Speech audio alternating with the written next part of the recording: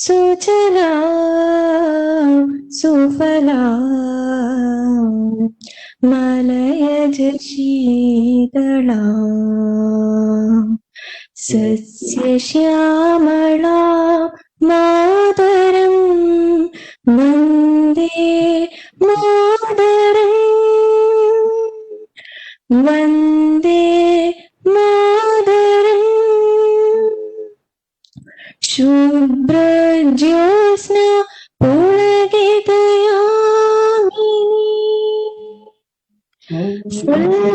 കുസുമിത ധ്രുവദള ശോഭിനി സുഹാസിനി സുമധുര ഭാഷിണി സുഗദാം വരദാം മാതരം വന്ദേ മാതരം വന്ദേ മാതരം. भारत माता की जय.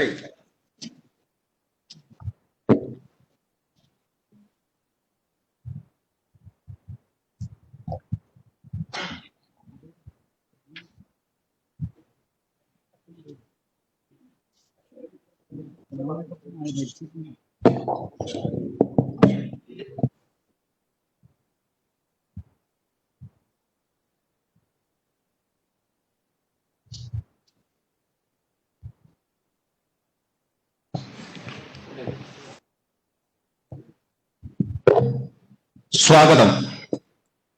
ശ്രീ സി കൃഷ്ണകുമാർ, BJP സംസ്ഥാന ജനറൽ സെക്രട്ടറി. അദ്ദേഹം പാർട്ടിയുടെ പാലക്കാട് കാര്യാലയത്തിൽ നിന്നുകൊണ്ടാണ് നമ്മോട് സ്വാഗത ഭാഷണം നടത്തുന്നത്. അതിനായി മാന്യ സംസ്ഥാന ജനറൽ സെക്രട്ടറിയെ സാദരം ക്ഷണിക്കുന്നു.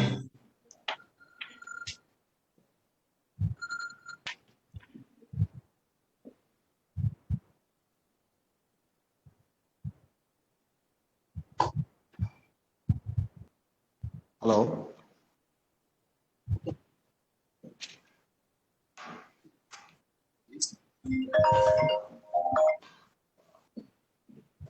പാർട്ടിയുടെ ബഹുമാന്യായിട്ടുള്ള അഖിലേന്ത്യാ general secretary Shri Arun Singh G, പാർട്ടിയുടെ ബഹുമാന്യായിട്ടുള്ള മുൻ സംസ്ഥാന അധ്യക്ഷനും ദേശീയ സമിതി അംഗവുമായിട്ടുള്ള ശ്രീ CK പത്മനാഭൻ ജി, പാർട്ടിയുടെ ബഹുമാന്യായിട്ടുള്ള ജില്ലാ അധ്യക്ഷൻ ശ്രീ ഹരിദാസ്, ബഹുമാന്യരായിട്ടുള്ള ജില്ലാ ജനറൽ സെക്രട്ടറിമാരായിട്ടുള്ള ശ്രീ വിനോദ് കുമാർ, ശ്രീ ബിജു, സംസ്ഥാന സെക്രട്ടറിമാരായിട്ടുള്ള ശ്രീ രഞ്ജിത്ത്, ശ്രീ പ്രകാശ് ബാബു ഉൾപ്പെടെയുള്ള പാർട്ടിയുടെയും മോർച്ചയുടെയും എല്ലാം നേതാക്കളെ, പ്രിയപ്പെട്ട സഹപ്രവർത്തകരെ, നിങ്ങൾക്ക് നമസ്കാരം. ഭാരതീയ ജനതാ പാർട്ടി സ്വർണ്ണക്കള്ളക്കടത്ത് കേസിൽ മുഖ്യമന്ത്രിയുടെ ഓഫീസിലുള്ള പങ്ക് വളരെ വ്യക്തമായിട്ടുള്ള രീതിയിൽ പുറത്തു വന്ന സാഹചര്യത്തിൽ അതിന്റെ ധാർമ്മിക ഉത്തരവാദിത്വം ഏറ്റെടുത്തുകൊണ്ട് കേരള മുഖ്യമന്ത്രി ശ്രീ പിണറായി വിജയൻ രാജിവെക്കണമെന്ന് ആവശ്യപ്പെട്ടുകൊണ്ടുള്ള പ്രക്ഷോഭം കഴിഞ്ഞ നിരവധി ദിവസങ്ങളായിട്ട് കേരളത്തിൽ ഇത്തരത്തിൽ നടത്തി വരികയാണ്. പാർട്ടിയുടെ ബഹുമാന്യനായിട്ടുള്ള സീനിയർ നേതാവ് MLA-യുമായിട്ടുള്ള ശ്രീ O രാജഗോപാൽ ജി ആരംഭിച്ച ഈ സത്യാഗ്രഹ സമരം, ഈ ഉപവാസ സമരം ഇന്ന് അവസാന ഘട്ടത്തിലേക്ക് കടന്നിരിക്കുക. 18-ാം തീയതി പാർട്ടിയുടെ ബഹുമാന്യനായിട്ടുള്ള സംസ്ഥാന അധ്യക്ഷൻ ശ്രീ K സുരേന്ദ്രന്റെ ഉപവാസത്തോടുകൂടി ഈ സമരത്തിന്റെ ഈ ഘട്ടം അവസാനിക്കുകയാണ്. കേരളത്തിന്റെ മുഖ്യമന്ത്രിയും അതുപോലെ തന്നെ കേരളത്തിലെ മന്ത്രിമാരടക്കമുള്ള ആളുകൾക്ക് സ്വർണ്ണക്കള്ളക്കടത്ത് കേസിലെ പ്രതികളുമായിട്ടുള്ള ബന്ധം വളരെ വ്യക്തമായിട്ട് കേരളത്തിലെ ജനങ്ങൾ മനസ്സിലാക്കിയിരിക്കുക. കേരളത്തിന്റെ മുഖ്യമന്ത്രി ഈ സംസ്ഥാനത്തെ ജനങ്ങൾക്ക് അപമാനമായിട്ട് മാറിയിരിക്കുക. മുഖ്യമന്ത്രിയുടെ ഓഫീസിനുള്ള പങ്ക് വ്യക്തമായിട്ട് പുറത്തു വന്നിട്ടും ആ ധാർമ്മിക ഉത്തരവാദിത്തം ഏറ്റെടുക്കാൻ കേരളത്തിന്റെ മുഖ്യമന്ത്രി തയ്യാറായിട്ടില്ല. സ്വർണ്ണക്കള്ളക്കടത്ത് കേസിനെ സംബന്ധിച്ചുള്ള വാർത്തകൾ വന്ന ആദ്യ ദിവസങ്ങളിൽ മുഖ്യമന്ത്രി പറഞ്ഞത് ഏതു തരത്തിലുള്ള അന്വേഷണം വന്നോട്ടെ, മുഖ്യമന്ത്രിയുടെ ഓഫീസിന് യാതൊരു വിധത്തിലുള്ള ബന്ധവും ഈ കാര്യത്തിൽ ഇല്ല എന്നാണ് മുഖ്യമന്ത്രി അവകാശപ്പെട്ടത്. ഈ ആരോപണം ഉന്നയിച്ച, മുഖ്യമന്ത്രിയുടെ ഓഫീസിനുള്ള പങ്ക് സംബന്ധിച്ചുള്ള ആരോപണം ഉന്നയിച്ച, അത് സംബന്ധിച്ച കാര്യങ്ങള് ദൃശ്യമാധ്യമങ്ങളിൽ പുറത്തു കൊണ്ടുവന്ന പാർട്ടിയുടെ ബഹുമാന്യായിട്ടുള്ള സംസ്ഥാന അധ്യക്ഷൻ ശ്രീ കെ സുരേന്ദ്രന് എതിരായിട്ട് വെല്ലുവിളിക്കുന്ന രീതിയിലാണ് മുഖ്യമന്ത്രി പറഞ്ഞത്. എന്ത് തോന്നിയാവാസവും വിളിച്ചു പറയുക എന്നുള്ളതല്ല BJPയുടെ സംസ്ഥാന അധ്യക്ഷൻ ചെയ്യേണ്ടതെന്ന് പറഞ്ഞ മുഖ്യമന്ത്രി പിന്നീട് വന്ന ഓരോ ദിവസവും വ്യക്തമായിട്ടുള്ള തെളിവുകൾ പുറത്തു വന്ന സമയത്ത് അതിനെക്കുറിച്ച് പറയാനോ അല്ലെങ്കിൽ അതിന്റെ ധാർമ്മിക ഉത്തരവാദിത്തം ഏറ്റെടുത്തുകൊണ്ട് അധികാര സ്ഥാനത്ത് നിന്ന് മാറി നിൽക്കാനോ തയ്യാറായിട്ടില്ല. മന്ത്രി KT ജലീൽ എല്ലാ നയതന്ത്ര പ്രോട്ടോകോളുകളും ലംഘിച്ചുകൊണ്ട് ഒരു വിദേശ രാജ്യത്തു നിന്നും കിറ്റുകൾ ഏറ്റുവാങ്ങുന്ന രീതിയിലേക്ക് കേരളത്തിലെ കാര്യങ്ങൾ മാറിയിരിക്കുക. നയതന്ത്ര ബാഗേജിന്റെ പേരിൽ സ്വർണ്ണക്കള്ളക്കടത്ത് നടത്തിയ മുഖ്യമന്ത്രിയുടെ ഓഫീസുമായിട്ട് ബന്ധപ്പെട്ട ആളുകൾ, KT ജലീൽ അടക്കമുള്ള മന്ത്രിമാര് റംസാൻ കിറ്റിന്റെ പേരില് ഖുറാന്റെ പേരില് ഇന്ന് കേരളത്തില് പല ഭാഗത്തും വ്യാപകമായിട്ടുള്ള രീതിയിൽ ഇത്തരത്തിലുള്ള സ്വർണ്ണക്കള്ളക്കടത്തുമായിട്ട് ബന്ധപ്പെട്ട ബാഗേജുകൾ എത്തിച്ചു എന്നുള്ള രീതിയിലേക്ക് ഇന്ന് കേരളത്തിലെ കാര്യങ്ങൾ മാറിയിരിക്കുക. ഇത്തരത്തിലെ മുഖ്യമന്ത്രിയുടെ ഓഫീസും അതുപോലെ തന്നെ മന്ത്രി KT ജലീലും എല്ലാം സംശയത്തിന്റെ മുൾമുനയിൽ നിൽക്കുന്ന സമയത്ത് മുഖ്യമന്ത്രി ഇതിന്റെ ധാർമ്മിക ഉത്തരവാദിത്തം ഏറ്റെടുത്തുകൊണ്ട് രാജിവെക്കാനും സ്വതന്ത്രമായിട്ടുള്ള നടക്കുന്ന ഈ അന്വേഷണം നേരിടാനും മുഖ്യമന്ത്രി തയ്യാറാവണം. ഈ ആവശ്യം ഉന്നയിച്ചുകൊണ്ടാണ് ഭാരതീയ ജനതാ പാർട്ടി ഈ പ്രക്ഷോഭം നയിക്കുന്നത്. കേരളത്തിന്റെ മുഖ്യമന്ത്രി രാജിവെക്കുന്നതുവരെ ഭാരതീയ ജനതാ പാർട്ടി ഈ പ്രക്ഷോഭവുമായിട്ട് മുന്നോട്ട് പോകും. ഈ പ്രക്ഷോഭത്തിന് പങ്കെടുക്കാനും ഈ പ്രക്ഷോഭത്തിന് നേതൃത്വം കൊടുക്കാനും എത്തിയ പാർട്ടിയുടെ ബഹുമാന്യായിട്ടുള്ള, ഇന്ന് ഉപവാസം അനുഷ്ഠിക്കുന്ന പാർട്ടിയുടെ ബഹുമാന്യായിട്ടുള്ള മുൻ സംസ്ഥാന അധ്യക്ഷനും ദേശീയ സമിതി അംഗവുമായിട്ടുള്ള ശ്രീ CK പത്മനാഭൻ അവറുകളെ ഞാൻ ഈ സത്യാഗ്രഹ വേദിയിലേക്ക് സ്വാഗതം ചെയ്യുകയാണ്.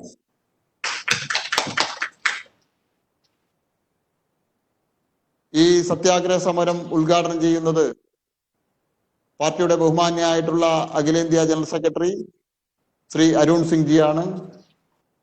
അരുൺ സിംഗ് ജിയെ ഈ സത്യാഗ്രഹ സമരത്തിന്റെ ഉദ്ഘാടന വേദിയിലേക്ക് ഞാൻ സ്വാഗതം ചെയ്യുന്നു. ഈ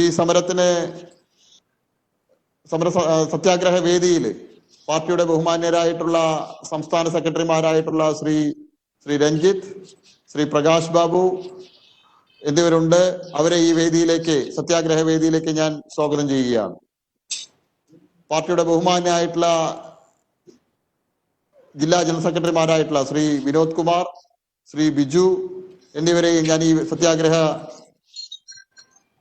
ഉപവാസ സമരത്തിന്റെ വേദിയിലേക്ക് സ്വാഗതം ചെയ്യുന്നു. അതുപോലെ തന്നെ ഈ സത്യാഗ്രഹ സമരത്തിന്റെ ഉദ്ഘാടന സഭയുടെ അധ്യക്ഷനായിട്ടുള്ള പാർട്ടിയുടെ ബഹുമാന്യനായിട്ടുള്ള ജില്ലാ അധ്യക്ഷൻ ശ്രീ ഹരിദാസ് അവറുകളെ ഈ സത്യാഗ്രഹ സമരത്തിന്റെ അധ്യക്ഷ വേദിയിലേക്ക് സ്വാഗതം ചെയ്തുകൊണ്ട് എന്റെ സ്വാഗത പ്രസംഗം ഞാൻ അവസാനിപ്പിക്കുന്നു. നന്ദി, നമസ്കാരം.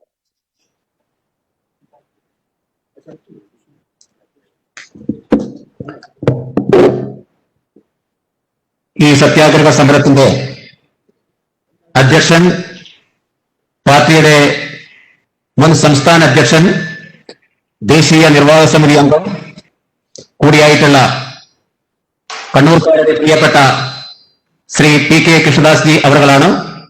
അദ്ദേഹത്തെയും ഈ പരിപാടിയിലേക്ക് ഞാൻ ഹാർദമായി സ്വാഗതം ചെയ്യുകയാണ്.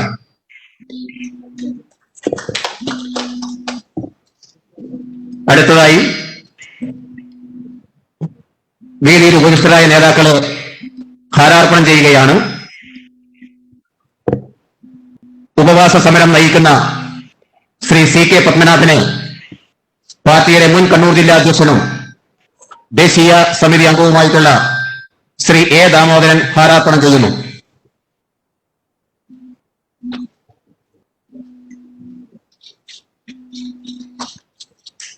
ബോലോ ഭാരത് മാതാ കീ. ഈ പരിപാടിയുടെ അധ്യക്ഷൻ ശ്രീ പി കെ കൃഷ്ണദാസിയെ അഡ്വക്കേറ്റ് അർച്ചന വണ്ടിച്ചാൽ ഹാരാർപ്പണം ചെയ്യുന്നു.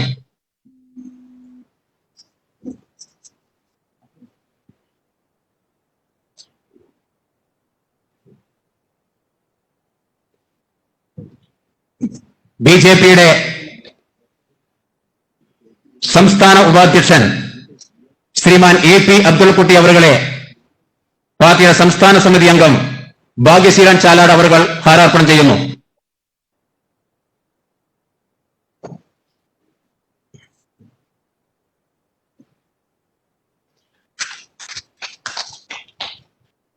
ബി ജെ പിയുടെ സംസ്ഥാന സെക്രട്ടറിയും കണ്ണൂർ ജില്ലയുടെ പ്രഭാരിയും കൂടിയായിട്ടുള്ള യുവമോർച്ചയുടെ മുൻ സംസ്ഥാന അധ്യക്ഷൻ അഡ്വക്കേറ്റ് കെ പി പ്രകാശ് ബാബുവിനെ പാർട്ടിയുടെ ജില്ലാ secretary Shri V P Surendran master ഹാരാർപ്പണം ചെയ്യുന്നു.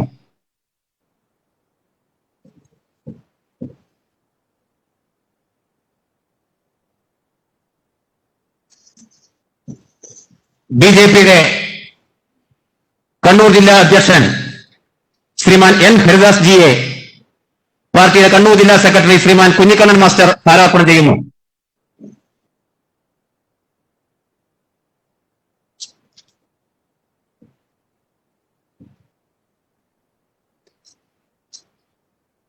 ബി ജെ പിയുടെ ദേശീയ സമിതി അംഗം ശ്രീമാൻ എ ദാമോദരനെ പാർട്ടിയുടെ സംസ്ഥാന കൌൺസിൽ അംഗം ശ്രീമാൻ പി കെ ശ്രീകുമാർ ഹാരാർപ്പണം ചെയ്യുന്നു.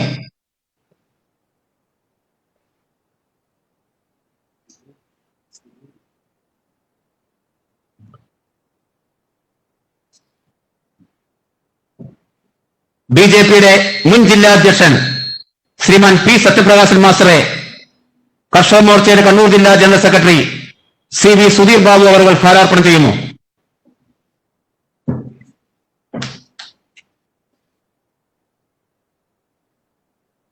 പാർട്ടിയുടെ കണ്ണൂർ ജില്ലാ ജനറൽ സെക്രട്ടറി ബിജു ഏളക്കുഴിയെ ജില്ലാ സെക്രട്ടറി ശ്രീമതി സെലീന ഹാരാർപ്പണം ചെയ്യുന്നു.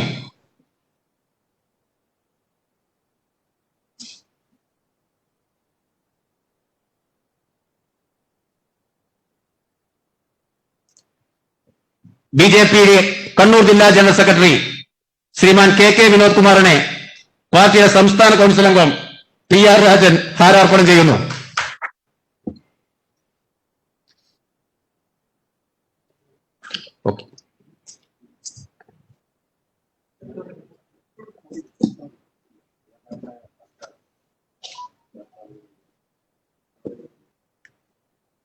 അധ്യക്ഷ ഭാഷണം പാർട്ടിയുടെ മുൻ സംസ്ഥാന അധ്യക്ഷനും ദേശീയ നിർവാഹക സമിതി അംഗവും ആയിട്ടുള്ള Shri P K Krishnadas G അവരെ സാദരം ക്ഷണിക്കുന്നു.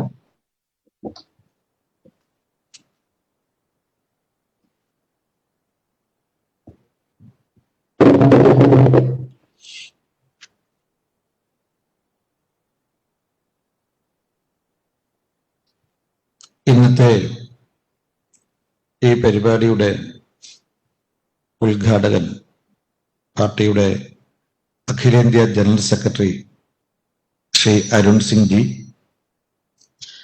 ഇന്ന് സത്യാഗ്രഹം അനുഷ്ഠിക്കുന്ന ഭാരതീയ ജനതാ പാർട്ടിയുടെ സമുന്നതനായ നേതാവും മുൻ സംസ്ഥാന അധ്യക്ഷനും നമുക്കേറെ പ്രിയങ്കരൻ കൂടിയായ ബഹുമാന്യനായ ശ്രീമാൻ സി കെ പത്മനാഭൻ പപ്പേട്ടൻ ഈ വേദിയിൽ ഉപവിഷ്ടരായിട്ടുള്ള പാർട്ടിയുടെ സംസ്ഥാന ഉപാധ്യക്ഷൻ മുൻ കണ്ണൂർ മണ്ഡലം എം പി കൂടിയായിട്ടുള്ള ശ്രീമാൻ എ പി അബ്ദുള്ളക്കുട്ടി, ഈ ജില്ലയുടെ സംഘടനാ ചുമതല വഹിക്കുന്ന സംസ്ഥാന സെക്രട്ടറി അഡ്വക്കേറ്റ് പ്രകാശ് ബാബു, പാർട്ടിയുടെ മുൻ ജില്ലാ അധ്യക്ഷനും ദേശീയ കൗൺസിൽ അംഗവും കൂടിയായ ശ്രീ ദാമോദരേട്ടൻ, പാർട്ടിയുടെ മുൻ ജില്ലാ അധ്യക്ഷനും സംസ്ഥാന സമിതി അംഗവുമായ ശ്രീ എ പി സത്യപ്രകാശ്, ജില്ലാ general secretary Shri K Vinod Kumar, ശ്രീമാൻ ബിജു ഏളക്കുഴി, ഇവിടെ സന്നിഹിതരായിട്ടുള്ള സഹപ്രവർത്തകരെ, സോഷ്യൽ മീഡിയ പ്ലാറ്റ്ഫോമിലൂടെ ഈ പരിപാടി ശ്രമിക്കുന്ന നല്ലവരായിട്ടുള്ള സഹപ്രവർത്തകരെ, നാട്ടുകാരെ, ബഹുജനങ്ങളെ, ഇവിടെ എത്തിയിട്ടുള്ള മാധ്യമ സുഹൃത്തുക്കളെ, നമസ്കാരം. മുഖ്യമന്ത്രി രാജിവെക്കണമെന്നാവശ്യപ്പെട്ടുകൊണ്ട് ഭാരതീയ ജനതാ പാർട്ടി ആരംഭിച്ച പ്രക്ഷോഭത്തിന്റെ ഭാഗമായിട്ടാണ് BJPയുടെ മുതിർന്ന നേതാവും മുൻ സംസ്ഥാന അധ്യക്ഷനും നമ്മളൊക്കെ പ്രിയപ്പെട്ട CK പപ്പേട്ടൻ ഇന്ന് ഇവിടെ ഉപവാസം അനുഷ്ഠിക്കുന്നത്. നേരത്തെ സംസ്ഥാന ജനറൽ സെക്രട്ടറി ശ്രീ കൃഷ്ണകുമാർ സ്വാഗത പ്രസംഗത്തിൽ സൂചിപ്പിച്ചതുപോലെ ഈ സമരത്തിന്റെ ആരംഭം ആഗസ്റ്റ് 1-ാം തീയതി BJPയുടെ മുതിർന്ന നേതാവ് ശ്രീ O രാജഗോപാൽജി തിരുവനന്തപുരത്ത് ഉപവാസം അനുഷ്ഠിച്ചുകൊണ്ടാണ്. അതിനുശേഷം BJPയുടെ മുൻ സംസ്ഥാന അധ്യക്ഷൻ ശ്രീ കുമ്മനം രാജശേഖരൻ കോട്ടയത്തും, BJPയുടെ മുൻ സംസ്ഥാന അധ്യക്ഷനും കേന്ദ്ര മന്ത്രി കൂടിയായ ശ്രീമാൻ V മുരളീധരൻ ഡൽഹിയിലും, അതേപോലെ ഇന്ന് CK പപ്പേട്ടൻ കണ്ണൂരിലും, ഏറ്റവും ഒടുവിൽ ആഗസ്റ്റ് 18-ാം തീയതി BJPയുടെ പ്രിയങ്കരനായ സംസ്ഥാന അധ്യക്ഷൻ K സുരേന്ദ്രൻ എറണാകുളത്തും ഉപവാസം അനുഷ്ഠിക്കും. അതോടുകൂടി ഈ സമരത്തിന്റെ ഈ ഘട്ടം അവസാനിക്കും. അതിനുശേഷം BJP പുതിയ സമര പോരാട്ടത്തിന്റെ പുതിയ ഘട്ടത്തിലേക്ക് പ്രവേശിക്കും. നമുക്കറിയാം, അന്താരാഷ്ട്ര സ്വർണ്ണക്കള്ളക്കടത്തുകാർക്കും ആഗോള ഭീകരർക്കും രാജ്യദ്രോഹികൾക്കും മുഖ്യമന്ത്രിയുമായും മുഖ്യമന്ത്രിയുടെ ഓഫീസുമായുള്ള ബന്ധം ഓരോ ദിവസം കഴിയും തോറും തെളിവ് സഹിതം പുറത്തു വന്നുകൊണ്ടിരിക്കുകയാണ്. നമുക്കറിയാം, ഈ അന്താരാഷ്ട്ര സ്വർണ്ണക്കള്ളക്കടത്തിന്റെ മുഖ്യ പ്രതിയും മുഖ്യ ആസൂത്രകയുമായ സ്വപ്ന സുരേഷിന്റെ ജാമ്യാപേക്ഷയെ തുടർന്ന് അന്വേഷണ ഏജൻസിയായിട്ടുള്ള NIA കോടതിയിൽ നൽകിയ അഫിഡവിറ്റിൽ വളരെ പ്രസക്തമായൊരു കാര്യമുണ്ട്. നമുക്ക് എല്ലാവർക്കും അറിയാവുന്നതാണ്. അതായത് സ്വപ്ന സുരേഷ് ഉൾപ്പെടെയുള്ള ഈ അന്താരാഷ്ട്ര സ്വർണ്ണക്കള്ളക്കടത്ത് കേസിലും എല്ലാ പ്രതികൾക്കും, പ്രത്യേകിച്ച് സ്വപ്ന സുരേഷിന് മുഖ്യമന്ത്രിയുമായിട്ട് ബന്ധമുണ്ട്, മുഖ്യമന്ത്രിയുടെ ഓഫീസിൽ സ്വാധീനമുണ്ട്. അതുകൊണ്ട് സ്വപ്ന സുരേഷിന് ജാമ്യം നൽകിയാൽ ഈ സുപ്രധാനമായ കേസിലെ തെളിവുകൾ മുഴുവൻ ഇല്ലാതാകും. അതുകൊണ്ട് ജാമ്യം നൽകാൻ പാടില്ല. ഇതായിരുന്നു അന്വേഷണ ഏജൻസിയായ NIA കോടതിയിൽ നൽകിയ അഫിഡവിറ്റിൽ സൂചിപ്പിക്കുന്നത്. അതായത് സ്വർണ്ണക്കള്ളക്കടത്തുകാർക്കും സ്വർണ്ണക്കള്ളക്കടത്തുകാർക്ക്, രാജ്യദ്രോഹികൾക്ക്, ആഗോള ഭീകരന്മാർക്ക് മുഖ്യമന്ത്രിയുമായി ബന്ധമുണ്ട്, മുഖ്യമന്ത്രിയുടെ ഓഫീസിൽ സ്വാധീനമുണ്ടെന്നാ പറയുന്നത്. അന്വേഷണ ഏജൻസിയാണ് പറയുന്നത്. ഈ അന്വേഷണ ഏജൻസിയെ മുഖ്യമന്ത്രിയാണ് കത്തെഴുതി വരുത്തിച്ചത്. അന്വേഷണ ഏജൻസിയുടെ NIAയുടെ പ്രവർത്തനം എല്ലാ ദിവസവും വൈകുന്നേരത്തെ പത്രസമ്മേളനത്തിൽ നേരായ രീതിയിലാണ് പോകുന്നത് എന്ന് മുഖ്യമന്ത്രി പറയുകയുണ്ടായി. അതുകൊണ്ട് ഇക്കാര്യത്തിൽ മുഖ്യമന്ത്രിക്ക് നിഷേധിക്കാൻ കഴിയില്ല. അതായത് സ്വപ്ന സുരേഷ് ഉൾപ്പെടെയുള്ള രാജ്യദ്രോഹികൾക്ക് മുഖ്യമന്ത്രിയുമായുള്ള ബന്ധവും മുഖ്യമന്ത്രിയുടെ ഓഫീസിലുള്ള സ്വാധീനവും മൂലമാണ് ഈ സ്വർണ്ണക്കള്ളക്കടത്ത് നടത്താൻ സാധിച്ചത് എന്നല്ലേ മനസ്സിലാക്കുന്നത്? മുഖ്യമന്ത്രിയുമായുള്ള ബന്ധം, മുഖ്യമന്ത്രിയുടെ ഓഫീസിൽ സ്വാധീനം ഉപയോഗിച്ചാണ്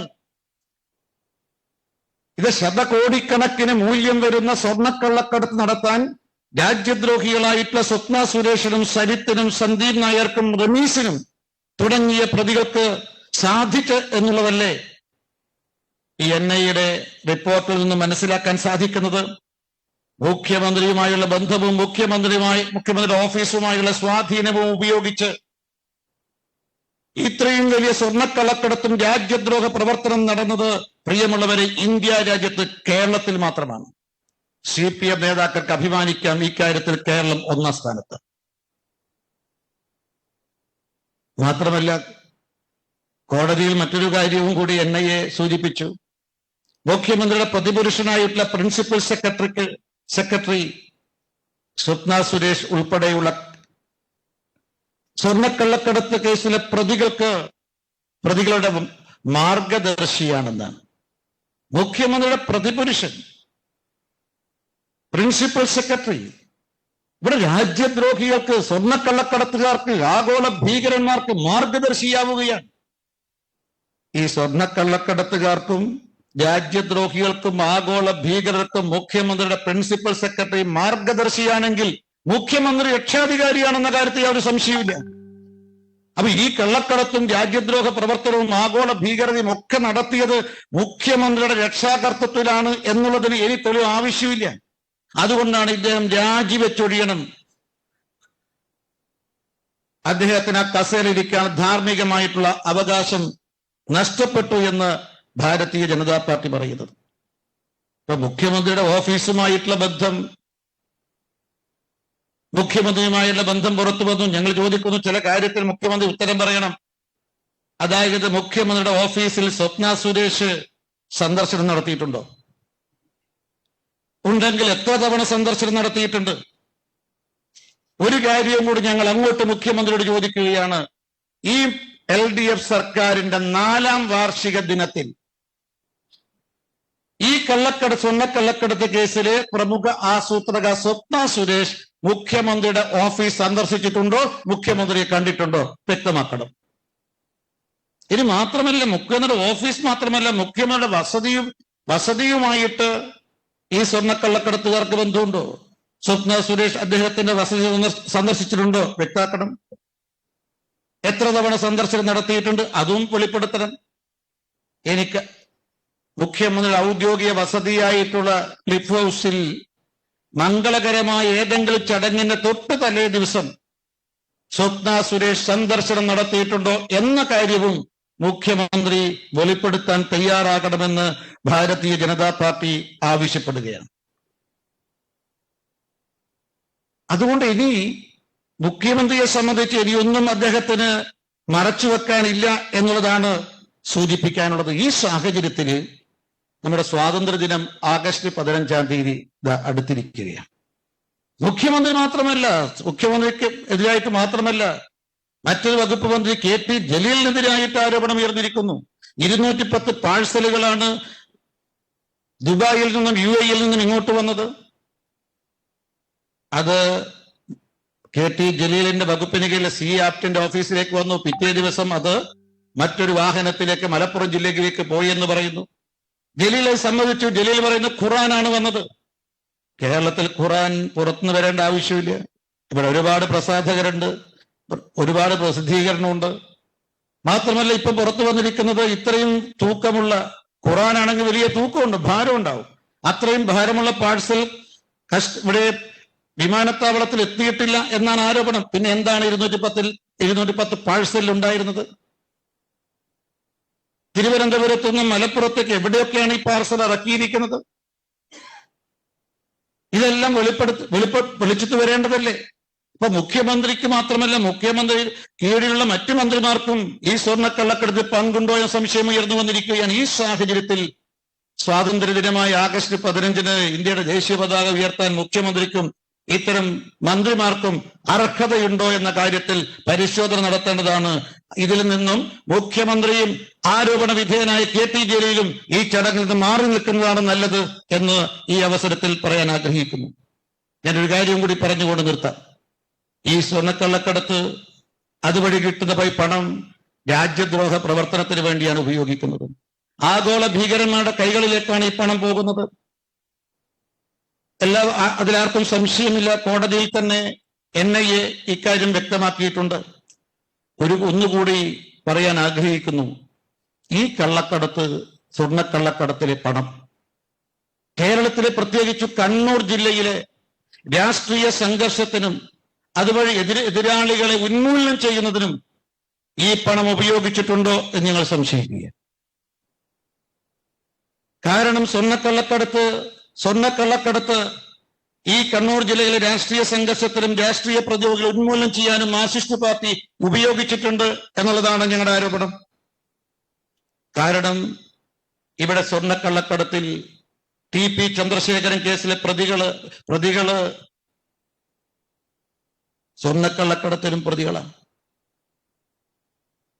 2017 ജൂലൈ 16 കോഴിക്കോട് ജില്ലയിലെ നല്ലളം പോലീസ് സ്റ്റേഷൻ അതിർത്തിയിൽ ഒരു സ്വർണ്ണക്കള്ളക്കട സംഘത്തെ പിടിച്ചു പോലീസ്.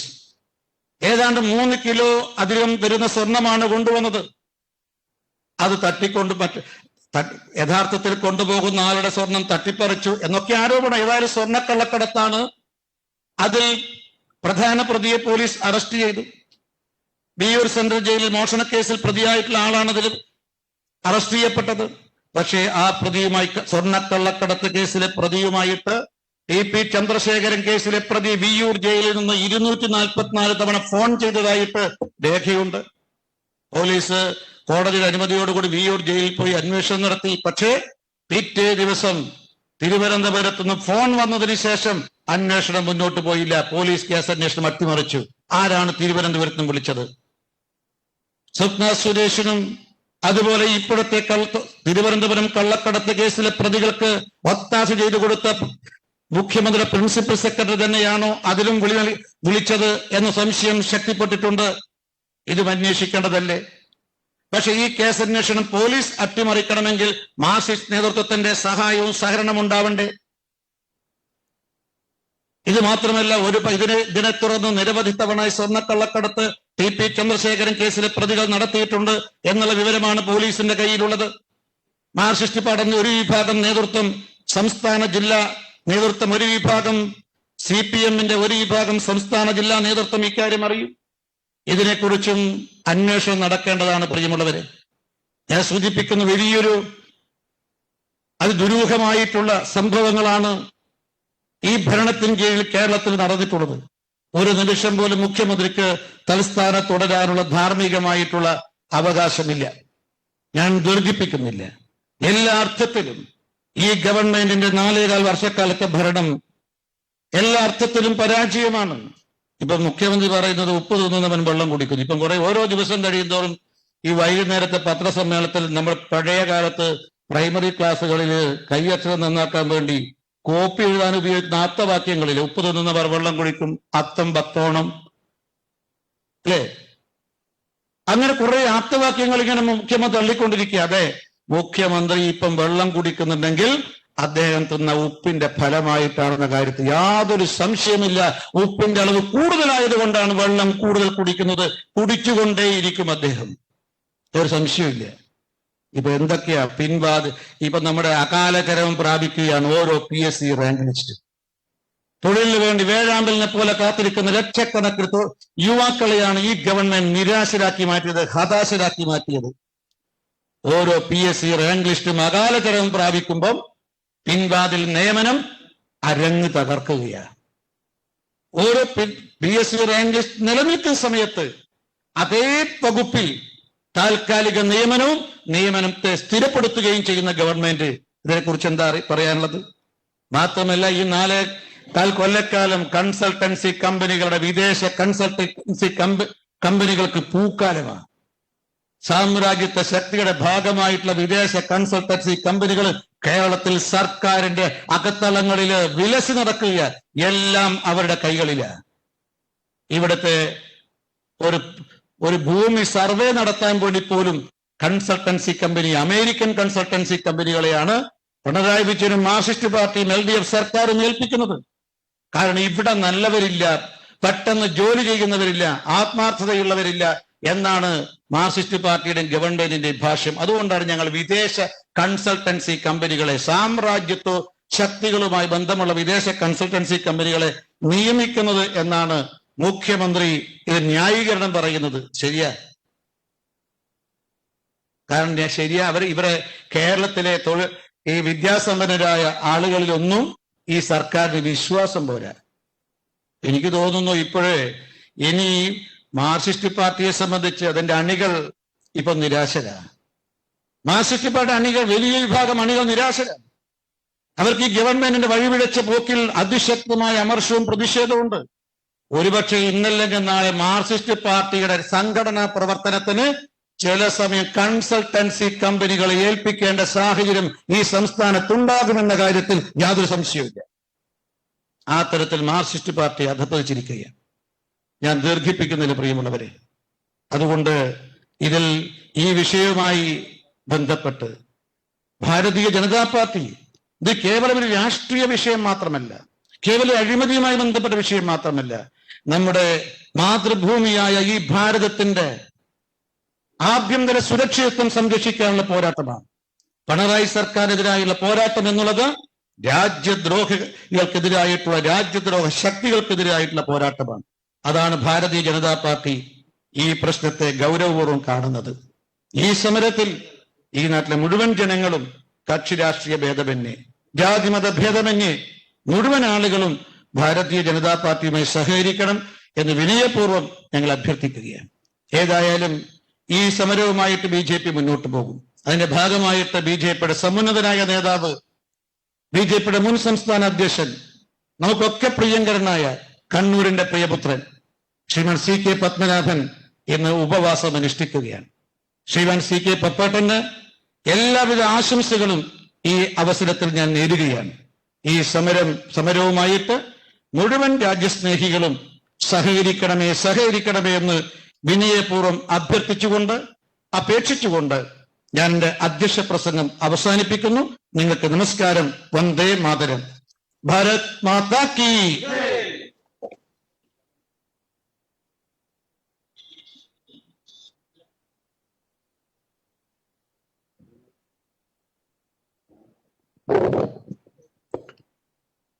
ഈ സത്യാഗ്രഹ സമരം ഔപചാരികമായി ഉദ്ഘാടനം ചെയ്യുന്നത് പാർട്ടിയുടെ അഖിലേന്ത്യാ ജനറൽ സെക്രട്ടറി ശ്രീ അരുൺ സിംഗ് ജി അവർകളാണ്. അദ്ദേഹം ഡൽഹിയിൽ നിന്നുകൊണ്ടാണ് വെബിനാർ വഴി ഇതിന്റെ ഉദ്ഘാടന കർമ്മം നിർവഹിക്കുന്നത്.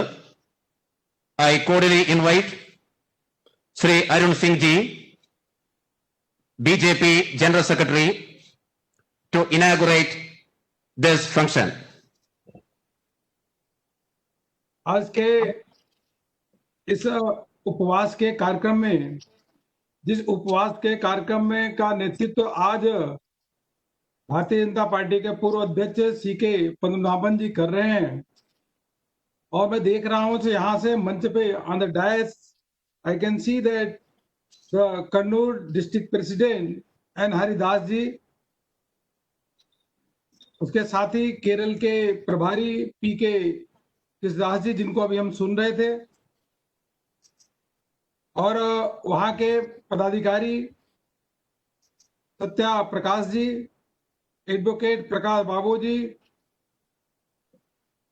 ए दामोदर इक्तान जी, उसके साथ साथ अन्य जिले के पदाधिकारी जो आज जुड़े हुए हैं, सबको मैं प्रणाम करता हूं, नमस्कार करता हूं।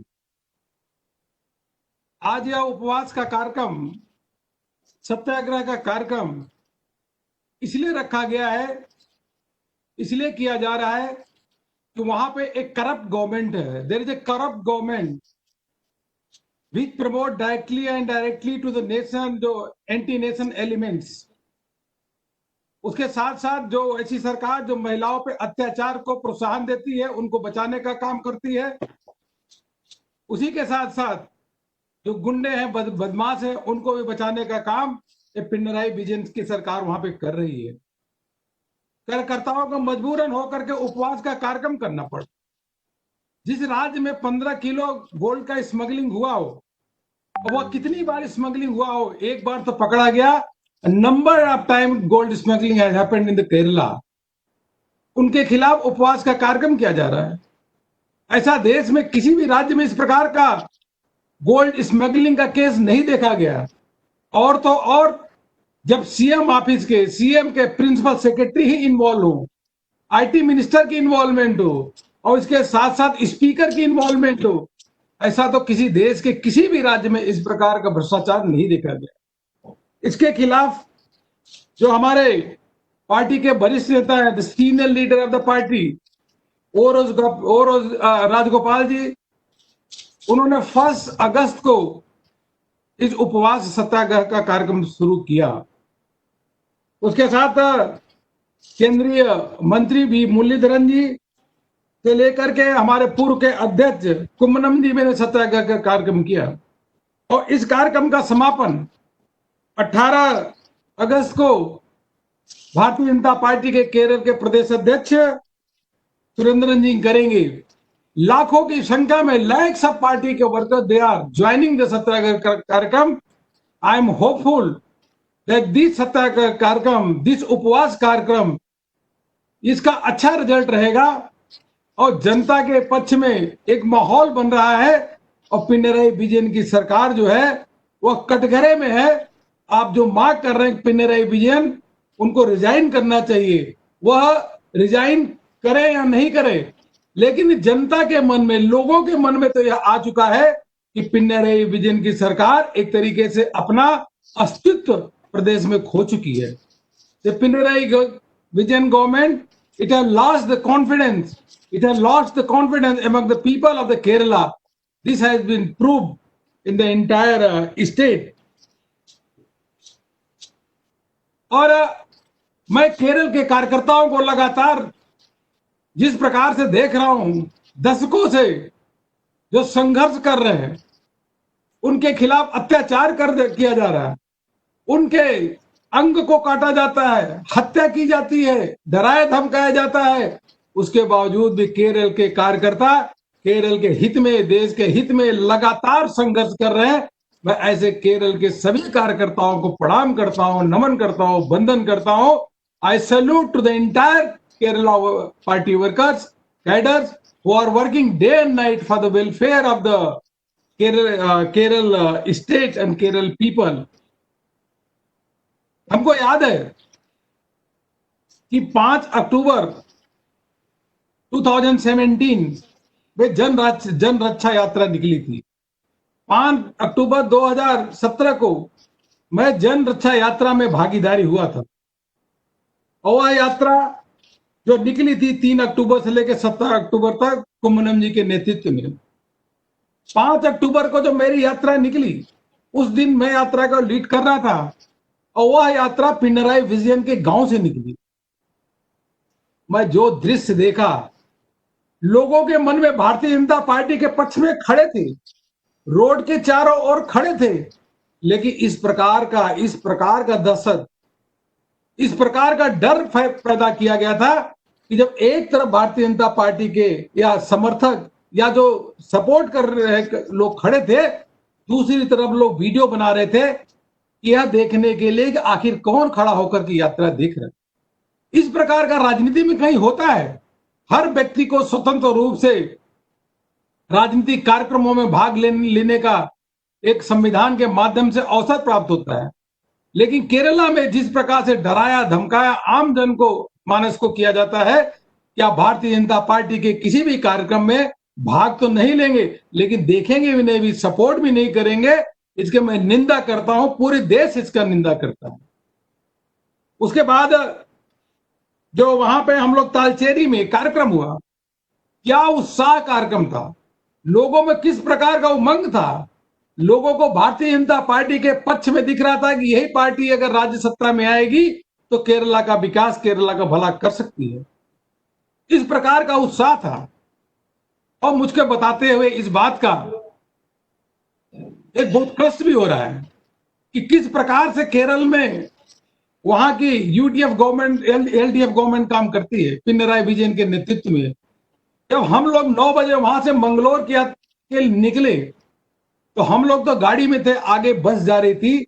बस में हजारों की संख्या में there were the BJP workers and supporter, उसमें पुलिस के संरक्षण में उनमें पत्थर फेंका गया।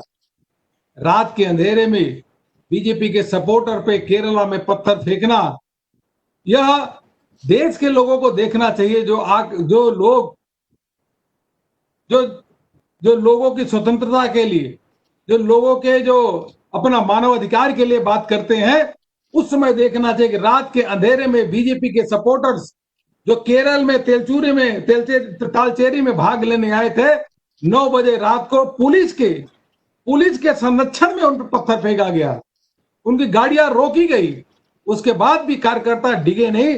कार्यकर्ताओं ने कहा या सपोर्टर ने कहा अगले भी कार्यक्रम में हम जाएंगे, क्योंकि वह जानते हैं कि अगर इस यहाँ का कोई समस्याओं का समाधान कर सकता है, केरल को विकास के रास्ते पे ले आ सकता है, तो केवल विश्व की सबसे बड़ी पार्टी जो भारतीय जनता पार्टी है वही केरल के विकास का कार्य कर सकती है। मैं पूछना चाह रहा हूं पिनरई विजयन जी से बताइए कि अगर 15 किलो गोल्ड स्मगलिंग हुआ है, कितनी बार इस प्रकार से और गोल्ड स्मगलिंग हुआ है, वह आपके प्रिंसिपल जो सेक्रेटरी थे, मंत्री थे, उनके संरक्षण में हुआ है। आखिर वो पैसा कहां जाता था, किस लिए उपयोग होता था? आप तो बताएंगे नहीं, लेकिन मैं बताता हूं पैसा कहां उपयोग होता था। जो केरल आईएसआई और आतंकवादियों के ट्रेनिंग का अड्डा बन गया है, उन आतंकवादी अड्डों के लिए वह पैसा खर्च होता था। इसीलिए केरल में जिस प्रकार के आतंकवादियों के ट्रेनिंग सेंटर बने हैं, वो केरल ही नहीं पूरे देश के लिए, पूरे विश्व के लिए चिंता का विषय बन चुका है। लेकिन आप क्या करते हैं? आप तो ऐसे लोगों को सपोर्ट करते हैं क्योंकि अपनी वोट बैंक की राजनीति के लिए। यह निंदनीय कार्य है और यह इतिहास भी रहा है। यह चाहे लेफ्ट की हो चाहे यूडीएफ है, दोनों पार्टियों ने जब अब्दुल नजीर मदानी जो कोयम्बटूर ब्लास्ट के केस में जब उनको सजा हुई, तो एक कैंपेन चलाने का काम कौन किया कि उनको छोड़ा जाए? यह एलडीएफ और यूडीएफ की सरकारों ने किया, कांग्रेस की सरकारों ने किया। इन लोगों ने कैंपेन चला करके वोट बैंक की पॉलिटिक्स को ध्यान में रखते हुए अब्दुल नजीर मदानी को छोड़ाने का काम, कैंपेन चलाए कि उनको छोड़ा जाए। और गुंडों को प्रोत्साहन देने का काम जिस प्रकार से यहां पे एलडीएफ गवर्नमेंट कर रही है, वह तो जग जाहिर है। मोहम्मद हुसैन जो है वो मर्डरर थे और मर्डर के केस में बंद थे। आप क्या करते हैं? ऐसे मर्डरर को, अपराधी को, गुंडे को पेरोल पे छोड़ते हैं। वह अपराधी गुंडा जाकर के सीएम के लड़की के शादी के कार्यक्रम में जाके भाग लेता है। अरे कुछ तो इस प्रकार से नैतिकता आपके पास होनी चाहिए कि जो जनता के हित में, जो जनता के दोषी हैं, उनके लिए काम आप करें। नहीं तो आप जाकर के विपरीत उनको सपोर्ट करने का काम आप कर रहे हैं। मित्रों, यह जो अभियान चल रहा है, उपवास का कार्यक्रम और कई संघर्ष के कार्यक्रम चल रहे हैं, कार्यकर्ताओं पे तो आक्रमण लगातार होता ही जाएगा। जब पिनरई विजयन के गांव में गया तो मैं बताऊं, कुछ साल पहले एक पिता की हत्या हुई थी जो भारतीय जनता पार्टी का कार्यकर्ता था। उसके बाद वह जो उसके लड़के की भी हत्या हो गई। उनके घर में मैं गया था, माताजी से मिला। उन्होंने कहा कोई बात नहीं, भारतीय जनता पार्टी का यह कार्यकर्ता प्रदेश के लिए, देश के लिए समर्पित काम किया है, उसकी शहीद तो हुई है, वो शहीद हुआ है, लेकिन यह काम आगे चलते रहना चाहिए, इस काम को रुकना नहीं चाहिए। हम उनसे कहा माताजी, यह काम भारतीय जनता पार्टी के, बीजेपी के वर्कर्स करते रहेंगे, केरल के इंटरेस्ट में काम करते रहेंगे, वहां के लोगों के हित में काम करते रहते। यह इस प्रकार का बात जिसके पति शहीद हो गए हो, जिनका लड़का शहीद हो गया, वह माताजी कर रही थी। इस प्रकार समझे किस प्रकार से केरल के प्रति, केरल के विकास के प्रति, और जो आतंकवादी हैं, जिनका ट्रेनिंग कैंप है, वो खत्म होना चाहिए, उनकी इस सोच के साथ वह आगे ये बात कर रही थी। मैं उनको प्रणाम करता हूं, उनको नमन करता हूं। मित्रों, यह सरकार रहने लायक प्रदेश में एक दिन भी नहीं है। जब सीएम ऑफिस पे ही जिस प्रकार से अगर दोषारोपण होता है, और दोषारोपण होने के बाद वो क्या कहते हैं, हमारे प्रदेश अध्यक्ष जी ने सबसे पहले रेज किया इस इशू को। मैं प्रदेश अध्यक्ष सुरेंद्र जी को बधाई देना चाहता हूं। I congratulate to the Surendra ji who have raised the first voice and what the CM said कि इनकी टंग शार्प हो गई है, तो आप जाकर के जीभा काटने का काम करेंगे। इस प्रकार की बात करते हैं। हमारे प्रदेश अध्यक्ष जी इस बात को रेज करते हैं कि स्मगलिंग हुआ है, और आप कहते हैं कि इनकी टंग शार्प हो गई है। किस प्रकार का अहंकार। और अंत में जा करके आपको उस प्रिंसिपल सेक्रेटरी को सस्पेंड करना पड़ा, कईयों को अरेस्ट करना पड़ा। तो अब आपका नैतिक दायित्व तो नहीं बनता है कि आपने गलत जो स्टेटमेंट दिया था, आपके लोग इन्वॉल्वमेंट थे, तो आपको तुरंत रिजाइन करना चाहिए केरला के सीएम पद से। आखिर सत्ता किस बात का आपका लालच है? केवल पैसा कमाने के लिए, करप्शन करने के लिए, आतंकवादियों के ट्रेनिंग कैंप को सपोर्ट करने के लिए, गुंडों को प्रोत्साहित करने के लिए, इसलिए आप सत्ता में हैं। लेकिन मित्रों, यह दोनों पार्टियां ऐसी है, चाहे एलडीएफ हो या डीएफ है, दोनों बेशर्म पार्टियां हैं। आपने देखा ही होगा जब यूडीएफ की गवर्नमेंट थी, उसमें भी किस प्रकार से भ्रष्टाचार के नए नए केस हो रहे थे। प्रतिदिन केस पे केस वहां पे हो रहे थे। और 2013 का सोलर स्कैम आपको ध्यान ही होगा। उस समय जो मैनचंडी जी की सरकार थी, उस समय जो घोटाला हुआ, फ्लाईओवर 48 करोड़ रुपए के माध्यम से फ्लाईओवर बनता है, फ्लाईओवर गिर जाता है। उस समय सबको ध्यान ही होगा किस प्रकार का भ्रष्टाचार का आलम था। और आखिर एक पैसा कहां जाता है? करप्शन का पैसा केवल और केवल जो देश में एंटी नेशनल एक्टिविटीज केरल में काम कर रही हैं, वो देश के लिए, उनके लिए खर्च होता है। यह करप्शन का पैसा उसलिए इस काम में खर्च होता है। मित्रों, अभी कोविड-19 के दौरान जब विश्व के सबसे लोकप्रिय नेता, we are proud that we have the most popular leader of the world, that is prime minister Narendra Modi. He is our leader. He is working day and night for the welfare of the poor of the entire country, for the welfare of the farmers. He is working day and night. वह गरीबों के लिए 1,70,000 करोड़ रुपए का सबसे पहले अनुदान दिया कि गरीबों को भोजन की दिक्कत नहीं होनी चाहिए। फिर उसके बाद 80 करोड़ लोगों का पुनः अन्न उनको मिलना चाहिए और दिवाली तक अन्न मिलना चाहिए। 80 करोड़ लोगों को अन्न मिले, भोजन मिले, दाल से मिले, चावल मिले, गेहूं मिले। उसके उन्होंने तिजोरी खोल दिया, क्योंकि वो गरीबों को सबसे सर्वोपरि ध्यान रख करके कोई भी निर्णय लेते हैं, गरीब उनके प्रति सर्वोच्च स्थान पे है। केरल के गरीबों को भी, केरल के लोगों को भी प्रधानमंत्री जी ने जो घोषणा की, अन्न सबको मुफ्त मिले, गैस सिलेंडर मुफ्त मिले, रेडी पटरी वालों को पैसा मिले, वह वहां के लोगों को मिल रहा है। लेकिन उसी के साथ साथ कोविड-19 के दौरान स्प्रिंकलर स्कैम हो जाता है। बताइए, आप कोविड-19 के दौरान भी स्कैम कर रहे हैं, और स्कैम में कौन हो पाया जाता है? डायरेक्टली इनडायरेक्टली मुख्यमंत्री की लड़की पाई जाती है, और तो और कोर्ट को संज्ञान लेना पड़ता है। इससे शर्म की बात क्या होगी?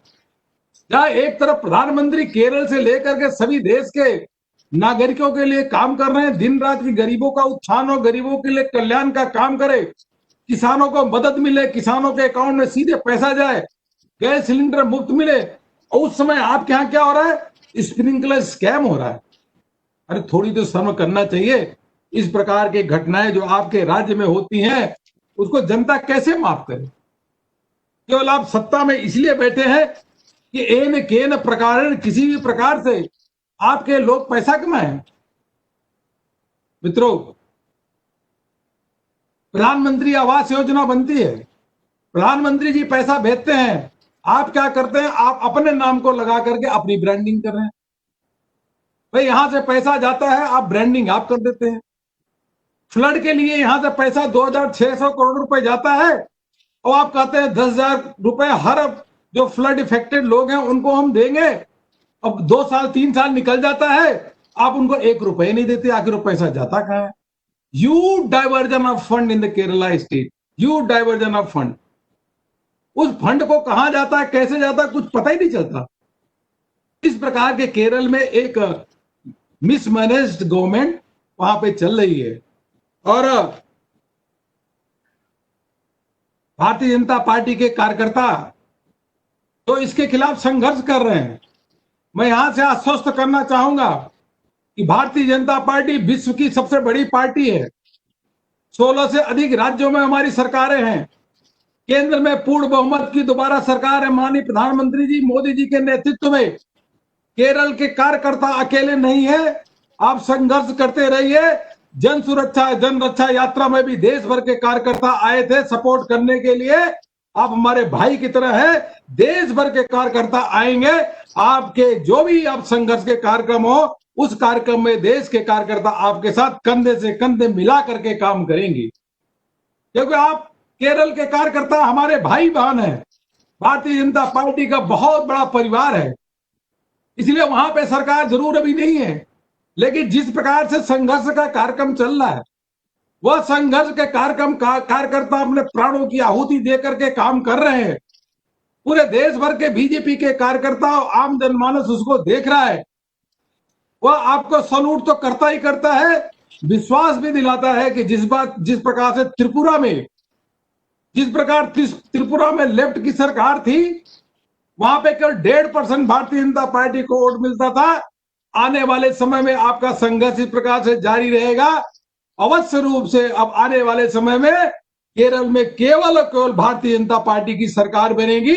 यूडीएफ एलडीएफ का सफाया होके ही रहेगा। मित्रों, यही मुझको आप सबसे कहना था। इस सरकार के खिलाफ बहुत कुछ है कहने को, लेकिन एक बात मुझको समझ में नहीं आ रही है कि एलडीएफ के केस में स्वप्ना एक महिला आ जाती है 10वीं पास, वह पूरे सत्ता के केंद्र बिंदु बन जाती है, चारों ओर करप्शन होता है, और एलडीएफ जो यूडीएफ के समय में एक सरिता महिला आ जाती है, वह भी सत्ता के केंद्र बिंदु बनती है। केरल के नागरिकों से मैं कहना चाहूंगा कि या चाहे एलडीएफ हो चाहे यूडीएफ, महिला एक सत्ता के केंद्र बिंदु में बन जाती हैं और और उसके कारण पूरा का पूरा सिस्टम करप्ट होता है। आखिर क्या चक्कर क्या है? आपको केरल की चिंता नहीं है? आपके केरल के आम जनमानस की चिंता नहीं है? किस प्रकार का ये जो आप लोग करप्शन कर रहे, किस प्रकार का चरित्र है, इसको तो प्रदेश की जनता को बताना ही पड़ेगा। वहीं दूसरी ओर देखिए, जब सबरीमाला का इशू आता है, लोगों के आस्था पे जुड़ा हुआ प्रश्न है, आप सैकड़ों हजारों साल की परंपरा तोड़ने के लिए आप आकर खड़े हो जाते हैं कि नहीं, सबरीमाला के जो परंपरा है उसको तोड़ने के लिए आप खड़े हो जाते हैं। क्यों? आखिर लोगों के, हिंदुओं की जो आस्था है, उस आस्था को आप खंड करने का क्यों काम करते हैं? यह केरल की जनता आपसे पूछती है और आपको बताना ही होगा। लेकिन भारतीय जनता पार्टी के कार्यकर्ता, भारतीय जो हिंदू पूरे देश भर के हैं, वह इस बात पे खड़े हुए हैं, इस बात का संकल्प लिए हैं कि हमारे हजारों साल की जो प्रथा है, उस परंपरा है, संस्कृति है, उसके पक्ष में हम खड़े रहेंगे। और जब करोड़ों लोग खड़े होते हैं तो कोई उनको मार्ग से डिगा नहीं सकता। अभी आपने देखा ही होगा प्रधानमंत्री मोदी जी के नेतृत्व में किस प्रकार से प्रभु राम के मंदिर का शिलान्यास हुआ। ये सैकड़ों साल से विवाद चला आ रहा था, लोगों को कल्पना ही नहीं थी, लोग भूल चुके थे। भूल क्या, एक तरह की विश्वास उनमें था ही नहीं। सोच चुके थे कि प्रभु राम का मंदिर अब कैसे बनेगा, कब बनेगा।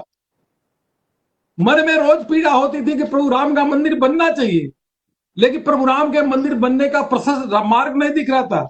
लेफ्ट के लोग विरोध कर रहे थे, कांग्रेस कह रहे थे कि जल्दी क्या है। लेकिन जिस प्रकार से सरकार ने केस रखा कोर्ट में, कोर्ट ने कहा अरे पांचों जजों ने, यह तो प्रभु राम का जन्म स्थान है, यहाँ मंदिर बनना ही चाहिए। निर्णय आया और देश के प्रधानमंत्री वो मोदी जी जा करके प्रभु राम मंदिर का शिलान्यास करके वहां पे भूमि पूजन करके आए हैं।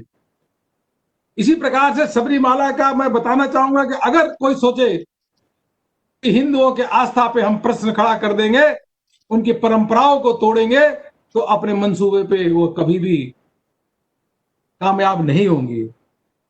गुरोपा जो वहां का टेम्पल है, उसके बारे में भी आप वहां का फंड डाइवर्जन करते हैं।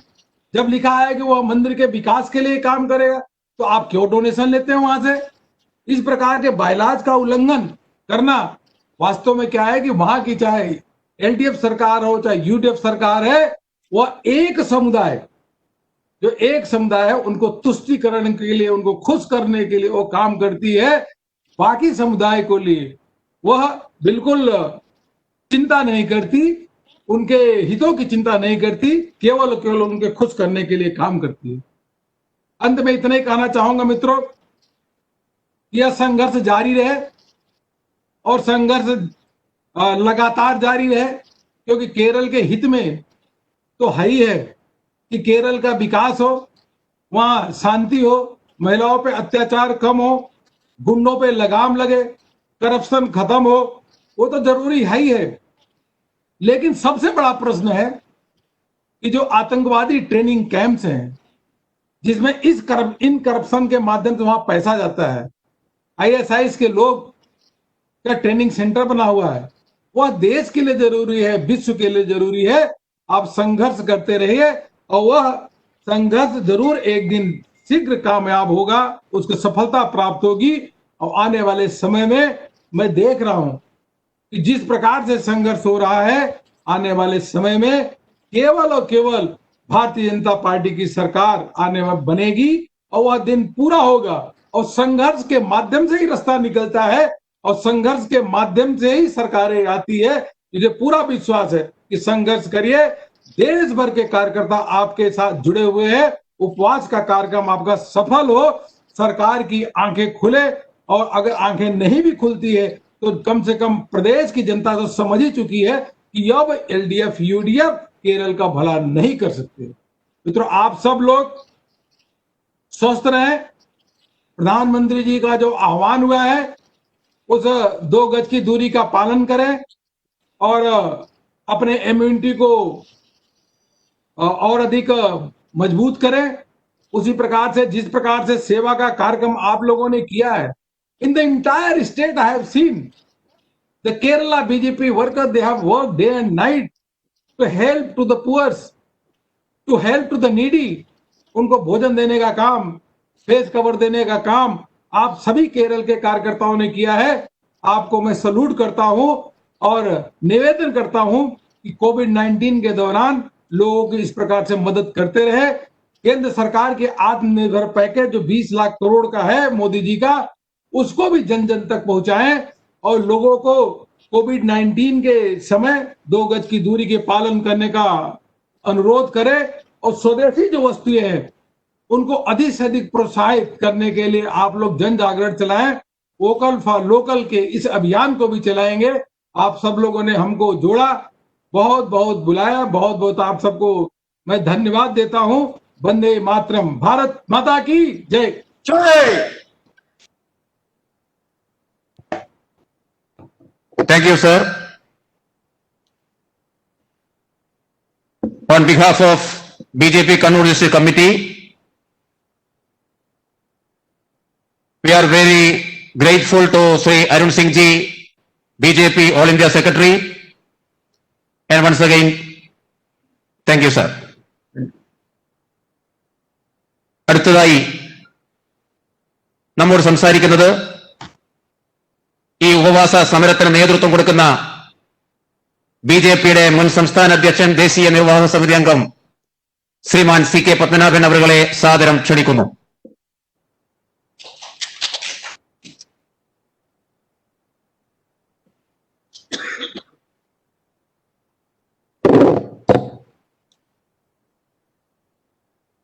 ഇന്നത്തെ ഉദ്ഘാടന സഭയുടെ ആദരണീയനായ അധ്യക്ഷൻ പ്രിയപ്പെട്ട ശ്രീ കൃഷ്ണദാസ്, ഇന്നത്തെ ഉപവാസ സമരം ഔപചാരികമായി ഉദ്ഘാടനം ചെയ്ത അഖിലേന്ത്യാ general secretary Shri Arun Singh G,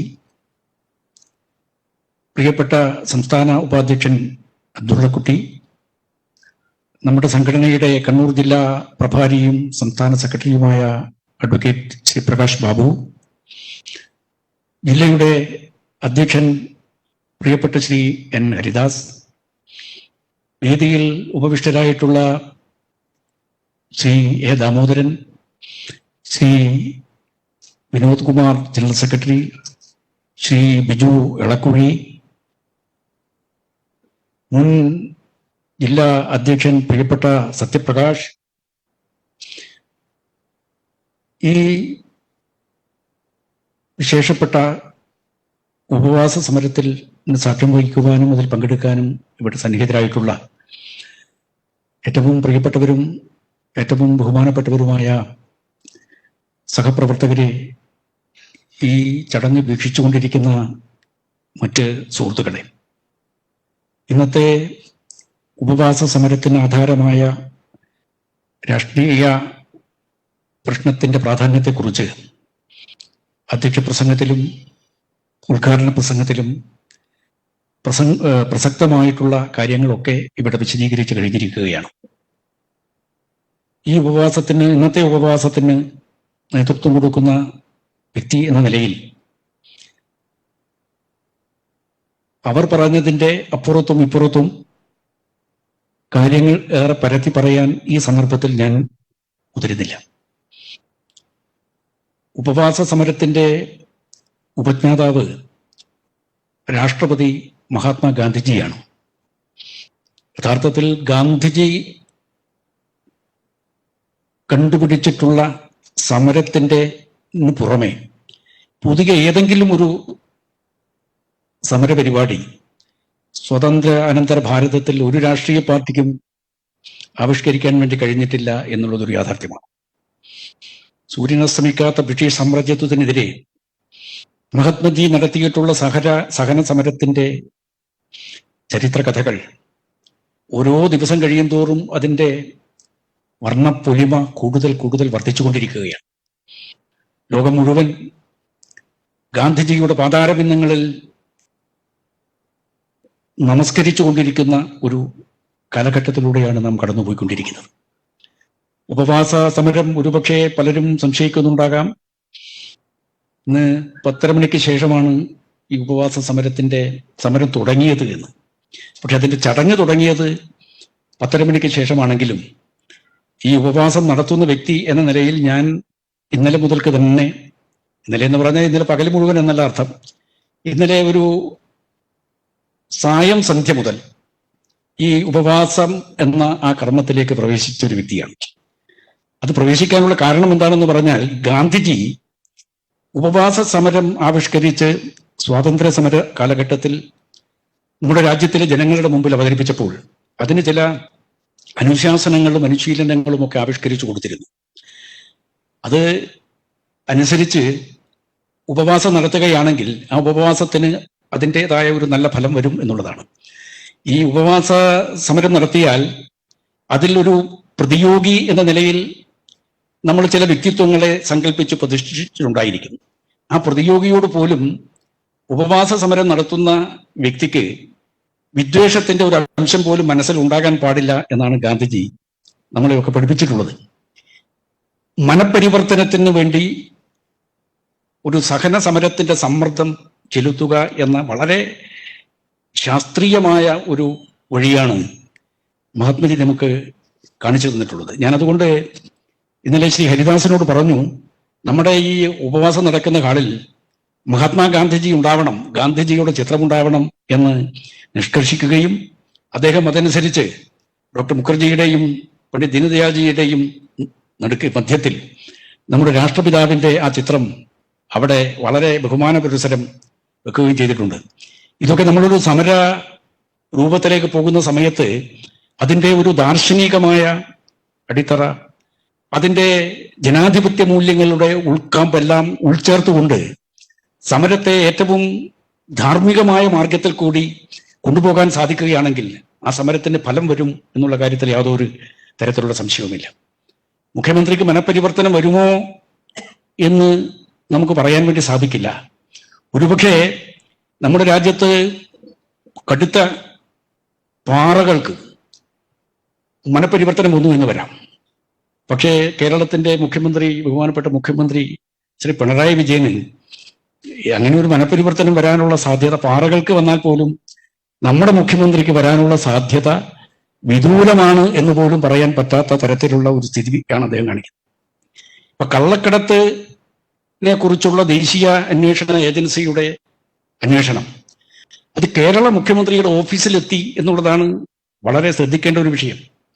ഭാരതത്തിൽ 29 സംസ്ഥാനങ്ങളുണ്ട്. അവിടെയൊക്കെ സംസ്ഥാന മുഖ്യമന്ത്രിമാരുമുണ്ട്. അവിടെയൊക്കെ ഭരണവും നടക്കുന്നുണ്ട്.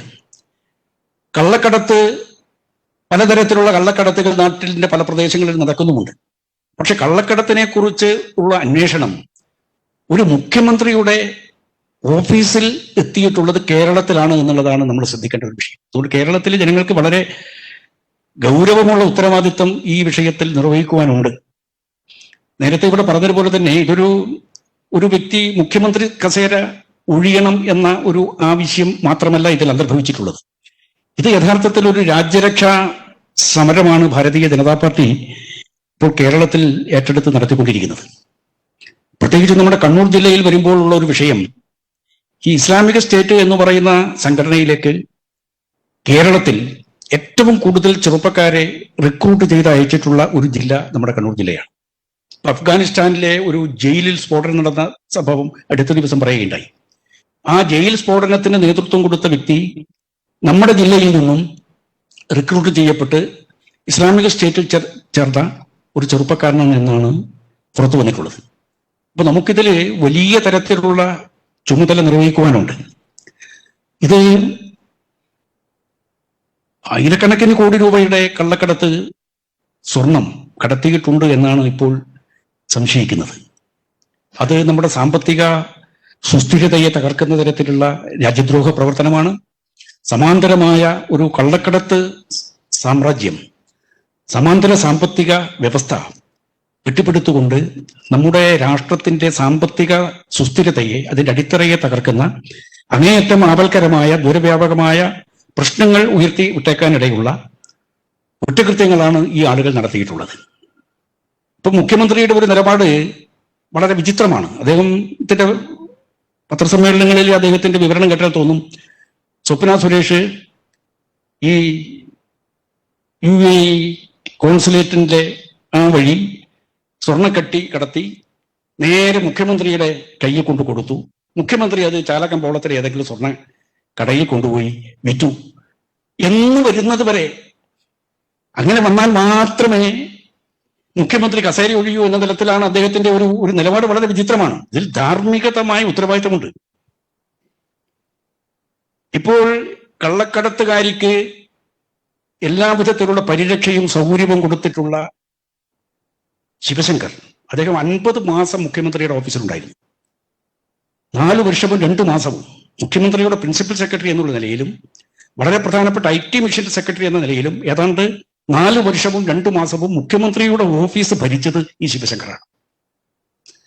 സാധാരണ നമ്മുടെ പാർലമെന്ററി ജനാധിപത്യ വ്യവസ്ഥയിൽ ഒരു ഭരണ സംവിധാനത്തിന് ഒരു വ്യവസ്ഥയുണ്ട്. മന്ത്രിസഭ തീരുമാനമെടുത്ത് ഉദ്യോഗസ്ഥന്മാർ ഭരണ നിർവഹണം നടത്തുക എന്നതാണത്. ഇവിടെ വ്യത്യസ്തമായ രീതിയിലാണ് ഇവിടെ കാര്യങ്ങൾ നടന്നിട്ടുള്ളത്. ഉദ്യോഗസ്ഥന്മാർ തീരുമാനമെടുക്കുകയും മന്ത്രിസഭ അത് നടപ്പാക്കുകയും ചെയ്യുന്ന രീതിയിൽ നമ്മുടെ ഭരണ വ്യവസ്ഥയെ തലകുത്തനെ നിർത്തുന്ന ഒരു വിചിത്രമായ രീതി ഈ കേരളത്തിൽ ഈ ഭരണത്തിൽ നമുക്ക് കാണുവാൻ വേണ്ടി കഴിയുന്നുണ്ട്. ഇപ്പൊ സ്പ്രിംഗ്ലർ ഇടപാട്, അതിന്റെ കരാറ് ഉണ്ടാക്കിയത് മുഴുവനും ശിവശങ്കറാണ്. നമ്മുടെ കേരളത്തിലെ ലക്ഷക്കണക്കിന് വരുന്ന രോഗികളുടെ എല്ലാ വിവരങ്ങളും ഈ അമേരിക്കൻ കമ്പനിയുടെ കൈകളിലേക്ക് കൊടുക്കാൻ ഇടവരുത്തുന്ന ഒരു കരാറാണ് സ്പ്രിംഗ്ലർ കരാർ. ആ കരാറ് ഉണ്ടാക്കിയതും അത് എഴുതിയതും അതിന്റെ തീരുമാനമെടുത്തതും ഈ ശിവശങ്കറാണ്. ഇപ്പൊ മുഖ്യമന്ത്രി അതിൽ വെറും നോക്കുകുത്തിയായി കാഴ്ചക്കാരനായി നിൽക്കുകയാണ് എന്നാണ് പറയുന്നത്. അങ്ങനെയാണെങ്കിൽ മുഖ്യമന്ത്രിക്ക് ആ കാരണം കൊണ്ട് തന്നെ മുഖ്യമന്ത്രിക്ക് ആ പദവിയിൽ ഇരിക്കുവാനുള്ള അർഹതയില്ല. അപ്പോൾ ഈ കാര്യങ്ങളെ നമ്മൾ കുറെ കൂടി ഗൗരവത്തോടുകൂടി വിശകലനം ചെയ്യേണ്ടതുണ്ട്. ദേശദ്രോഹ പ്രവർത്തനത്തിന് ഇസ്ലാമിക സ്റ്റേറ്റ് പോലെയുള്ള മതഭീകരവാദികളുടെ സംഘടനയിലേക്ക് കേരളത്തിൽ നിന്നുള്ള ചെറുപ്പക്കാരെ റിക്രൂട്ട് ചെയ്ത് കൊണ്ടുപോകുന്ന ഒരു റിക്രൂട്ടിംഗ് താവളമായിട്ട് കേരളം മാറിയിട്ടുണ്ട്. കള്ളക്കടത്തുകാരുടെ ഒരു ഹെഡ്ക്വാർട്ടേഴ്സ് എന്ന നിലയിലാണ് ഇപ്പോൾ മുഖ്യമന്ത്രിയുടെ ഓഫീസ് പ്രവർത്തിക്കുന്നത്. ഇപ്പൊ മുഖ്യമന്ത്രിക്ക് ഇതിൽ ഒന്നുമില്ല, ഞാനിങ്ങനെ എന്റെ കയ്യിൽ നേരിട്ട് കിട്ടിയിട്ടില്ല, ഞാൻ കൊണ്ടുപോയി വിറ്റിട്ടില്ല, അതൊക്കെ ആരോ ചെയ്തു എന്ന് പറഞ്ഞാൽ ഈ ചെയ്ത ആളുകൾ മുഖ്യമന്ത്രിയുടെ ഓഫീസിൽ സ്വൈരവിഹാരം നടത്തിക്കൊണ്ടിരിക്കുകയായിരുന്നു. അതിന് വളരെയേറെ കൂട്ടുനിന്ന വ്യക്തി പ്രിൻസിപ്പൽ സെക്രട്ടറി എന്ന നിലയിലും അതുപോലെ IT മിഷൻ സെക്രട്ടറി എന്നുള്ള നിലയിലും 50 മാസം മുഖ്യമന്ത്രിയുടെ കൂടെ ഉണ്ടായിരുന്നു. അപ്പൊ മുഖ്യമന്ത്രിക്ക് ധാർമ്മികമായ ഉത്തരവാദിത്വം അതിലുണ്ട്. ഇവിടെ വേറൊരു പ്രശ്നം കൂടി നമ്മൾ ചിന്തിക്കേണ്ടതുണ്ട്. ഈ CAPT എന്ന് പറയുന്ന അതൊരു പ്രധാനപ്പെട്ട വിഷയമാണത്. UAE എന്ന് പറയുന്ന ആ രാജ്യം നമ്മുമായി ഏറ്റവും സൗഹൃദം പുലർത്തുന്ന ഒരു രാജ്യമാണ്. പ്രത്യേകിച്ചും നരേന്ദ്രമോദി പ്രധാനമന്ത്രി ആയതിനു ശേഷം ഗൾഫ് രാജ്യങ്ങളും അറേബ്യൻ രാജ്യങ്ങളും ഒക്കെയായി പണ്ടൊരിക്കലും ഇല്ലാത്ത തരത്തിലുള്ള സൗഹൃദം ഉണ്ടായിട്ടുണ്ട്. വലിയൊരു ബഹുമാനം ഭാരതത്തിലെ ജനങ്ങൾക്ക് ഈ രാജ്യങ്ങളിൽ നിന്ന് ലഭിക്കാൻ വരുത്തിയത് നരേന്ദ്രമോദി സർക്കാരിന്റെ ആ ഉദാത്തമായ വിദേശ നയത്തിന്റെ പരിണതഫലമായിട്ടാണ്. ആ UAE കോൺസുലേറ്റ് വഴി കുറെ കെട്ടുകൾ വന്നു. അത് മതഗ്രന്ഥമായിരുന്നു, ഖുറാനായിരുന്നു എന്നാണ് ബഹുമാനപ്പെട്ട മന്ത്രി ശ്രീ KT ജലീൽ പറയുന്നത്. അതിനെതിരായിട്ടുള്ള വിമർശനം ഉയരുമ്പോൾ അദ്ദേഹം അതിനെ പ്രതിരോധിക്കാൻ ഉപയോഗിക്കുന്ന പരിച എന്ന് പറയുന്നത് വർഗീയ കാർട്ടാണ്. മതഗ്രന്ഥം ഖുറാൻ പാടില്ല എന്നാണോ കേന്ദ്ര ഗവൺമെന്റ് പറയുന്നത്, കേരളത്തിലെ പ്രതിപക്ഷം പറയുന്നത്? അങ്ങനെയാണെങ്കിൽ അത് പറയൂ എന്നൊക്കെയാണ്. അത് നേരത്തെ കൃഷ്ണദാസ് പറഞ്ഞു. ഇവിടെ ഖുറാൻ ഒരു ദാരിദ്ര്യമില്ലാത്ത സംസ്ഥാനമാണ് കേരളം. നൂറുകണക്കിന് ചെറുതും വലുതുമായ സംഘടനകളും മതസ്ഥാപനങ്ങളും മതവിദ്യാഭ്യാസ സ്ഥാപനങ്ങളും അവിടെ അധ്യാപകരും മദ്രസ അധ്യാപകരും അവർ ഖുറാൻ പഠിപ്പിക്കുന്നുണ്ട്. എന്തിനാ ഈ കോൺസുലേറ്റ് വഴി ഈ ഗ്രന്ഥം കൊണ്ടുവരുന്നത്? അപ്പോൾ വിശുദ്ധ ഗ്രന്ഥത്തെ അപമാനിക്കുന്ന നയമാണ് KT ജലീൽ നടത്തുന്നത്. അഴിമതി നടത്താനോ കള്ളക്കടത്ത് നടത്താനോ രാജ്യദ്രോഹ പ്രവർത്തനം നടത്താനോ ഉള്ള ഒരു ഉപകരണമായി, ഒരു ആയുധമായി ഈ മതഗ്രന്ഥത്തെ ഉപയോഗിക്കാൻ പാടില്ല. അത് ആ വിശുദ്ധ ഗ്രന്ഥത്തെ ദുരുപയോഗപ്പെടുത്താൻ പാടില്ല. അതാണ് വാസ്തവത്തിൽ ഇപ്പോൾ KT ജലീൽ നടത്തിക്കൊണ്ടിരിക്കുന്നത്. മതഗ്രന്ഥത്തെ മറയാക്കി വർഗീയ കാർഡിളക്കി വിശ്വാസികളിൽ മതപരമായ വികാരം അനാവശ്യമായി കുത്തിയിളക്കി തന്റെ അഴിമതിയെ മറച്ചുവെക്കുന്നതിന് വേണ്ടി, ഗൂഢപ്രവൃത്തിയെ വെള്ളപൂശുന്നതിന് വേണ്ടിയുള്ള വളരെ കുൽസിതമായിട്ടുള്ള നീക്കങ്ങളാണ് ബഹുമാനപ്പെട്ട മന്ത്രി ശ്രീ KT ജലീൽ എന്ന് പറഞ്ഞാൽ അദ്ദേഹം മുഖ്യമന്ത്രിയുടെ വളരെ അടുത്ത വിശ്വസ്തനാണ്. എനിക്ക് തോന്നുന്നു ഈ മന്ത്രിസഭയിലെ മുഖ്യമന്ത്രിയുടെ ഏറ്റവും ശക്തനായിട്ടുള്ള സുഹൃത്ത് KT ജലീലാണ്. അപ്പൊ ഇതൊക്കെ സംശയത്തിന്റെ മുൾമുനയിലും സംശയത്തിന്റെ ആ യഥാർത്ഥ വഴിയിലാണ് ഇവരെല്ലാം നിൽക്കുന്നത്. ഇപ്പൊ ധാർമ്മികതയുടെ അടിസ്ഥാനത്തിൽ മുഖ്യമന്ത്രി പദവി ഒഴിയണം എന്നാണ് ആവശ്യം. ഇപ്പൊ മുഖ്യമന്ത്രി പദവി ഒഴിഞ്ഞാൽ അവിടെ ഗവർണർ ഭരണം വേണമെന്നൊന്നും ഞങ്ങൾ ആവശ്യപ്പെട്ടിട്ടില്ല. ആ ഇടതുപക്ഷ മുന്നണിയിൽ തന്നെ മുഖ്യമന്ത്രിയാവാൻ പറ്റിയ യോഗ്യന്മാരായ ആളുകളുണ്ടല്ലോ. ഘടകകക്ഷികൾക്ക് കൊടുത്തൂടെ? എന്താ CPIക്ക് മുഖ്യമന്ത്രി ആയിക്കൂടെ? ഇനി CPM പിണറായി വിജയൻ രാജിവെച്ചു കഴിഞ്ഞാൽ ഇനി മുഖ്യമന്ത്രി ആവണമെന്നുണ്ടെങ്കിൽ എനിക്ക് വാസ്തവത്തിൽ നിർദ്ദേശിക്കാൻ ഒരാളുണ്ട്. പക്ഷെ അദ്ദേഹം ഇപ്പൊ സജീവമായിട്ട് ആ പാർട്ടിയിൽ കാണുന്നില്ല. അത് പാലോളി മുഹമ്മദ് കുട്ടിയാണ്. എനിക്ക് നന്നായിട്ട് അറിയാവുന്ന ആളാണ്. അദ്ദേഹം നല്ല സാത്വികനാണ്, അഴിമതി രഹിതനാണ്, ജാടയൊന്നുമില്ല. വളരെ നന്നായി നയനാർ ഗവൺമെന്റിന്റെ കാലത്തൊക്കെ പഞ്ചായത്ത് വകുപ്പ് മന്ത്രി സ്ഥാനം കൈകാര്യം ചെയ്ത വ്യക്തിയാണ്. ആ കാലഘട്ടത്തിലൊക്കെ പല കാര്യങ്ങൾക്കും വേണ്ടി അദ്ദേഹത്തെ സമീപിക്കാനുള്ള അവസരം എനിക്കുണ്ടായിട്ടുണ്ട്. പക്ഷെ അദ്ദേഹം ഇപ്പൊ പാർട്ടിയിൽ ന്യൂനപക്ഷങ്ങളിൽ നിന്ന് തന്നെ ഇപ്പൊ KT ജലീലിനെ പോലെ ഈ ഖുറാൻ തുടങ്ങിയിട്ടുള്ള വിശുദ്ധ ഗ്രന്ഥങ്ങൾ മറയാക്കി അഴിമതിയും ദേശീയ വിരുദ്ധ പ്രവർത്തനം നടത്തുന്ന വ്യക്തികൾക്കാണ് മാർക്സിസ്റ്റ് പാർട്ടിയിൽ ഇപ്പോൾ വലിയ സ്ഥാനം ലഭിച്ചിട്ടുള്ളത്. അതുകൊണ്ട് ഞാൻ പറയാ, പിണറായി രാജിവെക്കുകയാണെങ്കിൽ പാലോളി മുഹമ്മദ് കുട്ടിയെ ഞാൻ നിർദ്ദേശിക്കും. ഞാൻ നിർദ്ദേശിച്ചത് കൊണ്ട് കാര്യമില്ല എന്ന് എല്ലാവർക്കും അറിയാം. അദ്ദേഹം അങ്ങനെയുള്ള ഒരു വ്യക്തിയാണ്. അദ്ദേഹത്തെ ഏതാണ്ട് തഴഞ്ഞ് ഒഴിപ്പിച്ചെടുത്ത രീതിയിലാണ് എന്നാണ് എനിക്ക് തോന്നുന്നത്. അതുകൊണ്ട് മുഖ്യമന്ത്രി ഇതൊന്നും ബാധകമല്ല. ഇപ്പോ ശബരിമല സമരം നടത്തിയ സമയത്തും മുഖ്യമന്ത്രി നിങ്ങൾ സമരം നടത്തിക്കോളൂ, ഞാൻ ഇവിടെ ഭരിക്കും. പക്ഷെ അതിന്റെയൊക്കെ പരിണത ഫലം പിന്നീട് വന്നു, അതിന്റെ പ്രത്യാഘാതങ്ങൾ പിന്നീട് വന്നു. ഈ ധാർഷ്ട്യം എന്ന് പറയുന്നത് ഒരു ജനാധിപത്യപരമായി തെരഞ്ഞെടുക്കപ്പെട്ട ഒരു ഭരണാധികാരിക്ക് ഭൂഷണമല്ല.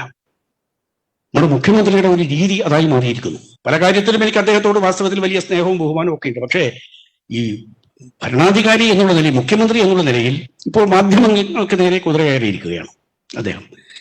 മാധ്യമങ്ങളെ ഭയപ്പെടുന്ന രീതിയിലേക്കാണ് അദ്ദേഹം ഇപ്പോൾ ഒളിച്ചോട്ടം നടത്തുന്ന ചില സംഭവങ്ങളൊക്കെ ഉണ്ടായിക്കൊണ്ടിരിക്കുന്നുണ്ട്. അതുകൊണ്ട് കേരളം ദേശീയ വിരുദ്ധരുടെ താവളം. ഇത് ഞങ്ങള് വാസ്തവത്തിൽ ഭാരതീയ ജനതാ പാർട്ടിയുടെ കേരള ഘടകം രൂപീകരിച്ച് എറണാകുളത്തെ ഒരു ചെറിയ മുറിയിൽ ആദ്യത്തെ യോഗം ചേർന്ന സമയത്ത് സ്വർഗീയ മാരാർജി അവതരിപ്പിച്ച ഒരു രാഷ്ട്രീയ പ്രമേയം ഉണ്ടായിരുന്നു. ആദ്യത്തെ പ്രമേയം കേരളം ചെകുത്താന്റെയും കടലിന്റെയും ഇടയിൽ നിന്നാണ്. ആ പ്രമേയം ഇന്നും വളരെ പ്രസക്തമാണ്. ആ പ്രമേയത്തിന്റെ പ്രസക്തി നാൾക്കുനാൾ വർദ്ധിച്ചുകൊണ്ടിരിക്കുകയാണ്. അപ്പുറത്ത് ഈ സ്വർണ്ണക്കടത്തിന്റെ പേരിൽ സമരം നടത്തുന്ന നിയമസഭക്കകത്തെ ഔദ്യോഗിക പ്രതിപക്ഷത്തിന്റെ കളികളൊക്കെ നമ്മൾ കാണുന്നുണ്ട്. പക്ഷെ ബംഗാളിൽ അവരിപ്പോൾ ഒരുമിച്ച് തദ്ദേശ സ്വയംഭരണ തെരഞ്ഞെടുപ്പിൽ ബംഗാളിൽ CPM-ഉം കോൺഗ്രസും ഒരുമിച്ച് കൂടാൻ വേണ്ടി പോവുകയാണ്. അവരാ ഒരേ തൂവൽ പക്ഷികളാണ്, ഒരു വഴിയിൽ കൂടി പോകുന്നവരാണ്, ഒരേ ലക്ഷ്യത്തിലേക്കാണ് അവർ പോകുന്നത്. രണ്ടുപേർക്കും ഉള്ള അടിസ്ഥാനപരമായ രാഷ്ട്രീയ വികാരം എന്ന് പറയുന്നത് BJP വിരുദ്ധ വികാരമാണ്, നരേന്ദ്രമോദി വിരുദ്ധ വികാരമാണ്. അങ്ങനെ വിരുദ്ധ രാഷ്ട്രീയം കൊണ്ട് കേരളത്തെ വികസന രംഗത്ത് പിന്നണിയിലേക്ക് ചവിട്ടി തള്ളിയിട്ടുള്ള രണ്ട് മുന്നണികളാണ് ഈ LDF-ഉം UDF-ഉം. അപ്പൊ അവരുടെ കൈകളിൽ അവർക്ക് തട്ടിക്കളിക്കാവുന്ന ഒരു കളിപ്പാട്ടമായി കേരളത്തിലെ ജനങ്ങൾ നിന്നു കൊടുക്കാൻ പാടില്ല. അതുകൊണ്ട് അതിനപ്പുറത്തേക്ക് കേരളം എന്ന ഈ മഹത്തായ രാജ്യം, നമ്മൾ കേരളത്തിന്റെ അത് നമുക്ക് മനസ്സിലാക്കണമെന്നുണ്ടെങ്കിൽ കേരളത്തിന്റെ പുറത്ത് നമ്മൾ പോയി നോക്കണം. ആദിശങ്കരനെ പ്രസവിച്ച രാജ്യമാണ് ഈ കേരളം. ലോകം മുഴുവനും ഇന്ന് ആദരിക്കുന്ന അദ്വൈതത്തിന്റെ ആ ആവിഷ്കാര കർത്താവ് ശ്രീനാരായണ ഗുരുദേവൻ, മഹാത്മാ അയ്യങ്കാളി, ചട്ടമ്പി സ്വാമികൾ, ഇങ്ങനെ തുടങ്ങിയിട്ടുള്ള വലിയ ആചാര്യ പരമ്പരയുടെ ജന്മസ്ഥാനമാണ് നമ്മുടെ കേരളം. ഭാരതത്തിന്റെ സാംസ്കാരിക ദേശീയതയ്ക്ക് ഭദ്രമായ അടിത്തറ പകർന്നു കൊടുത്ത, സഹസ്രാബ്ദങ്ങൾക്ക് മുമ്പ് നമ്മുടെ രാജ്യത്ത് ജനിച്ച് ഭാരത പര്യടനം നടത്തി ഭാരതത്തിന്റെ നാനാ പ്രദേശങ്ങളിലും നമ്മുടെ സംസ്കാരത്തിന്റെ മുദ്രകൾ പതിപ്പിച്ച ആചാര്യന്റെ ജന്മഗൃഹമാണ് നമ്മുടെ കേരളം. ഈ കേരളം ഇങ്ങനെ ദേശദ്രോഹ ശക്തികൾക്ക് ചവിട്ടി തടയാനുള്ള ഒരു പ്രദേശമായി കേരളത്തെ മാറ്റിക്കൂടാ. അത് തടയുവാനുള്ള വലിയ ദേശീയപരമായിട്ടുള്ള ഉത്തരവാദിത്വം കേരളത്തിലെ ജനങ്ങൾക്കുണ്ട്. ആ ഉത്തരവാദിത്വത്തിന് നേതൃത്വം കൊടുക്കുകയാണ് ഭാരതീയ ജനതാ പാർട്ടിയുടെ കേരള ഘടകം. അതുകൊണ്ടാണ് ഈ സമരം ഇതൊരു വലിയ ധാർമ്മിക മുന്നേറ്റത്തിന്റെ സമരം കൂടിയാണ്.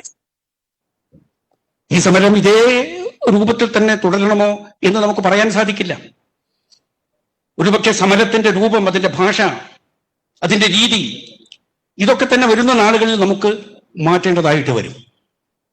പക്ഷെ വലിയൊരു മഹാദുരന്തത്തിന്റെ നടുവിലൂടെയാണ് നമ്മുടെ ജീവിതം കടന്നു പോകുന്നത്. യഥാർത്ഥത്തിൽ ഒരു മൂന്നാം ലോകമഹായുദ്ധം നടക്കുകയാണിപ്പോൾ.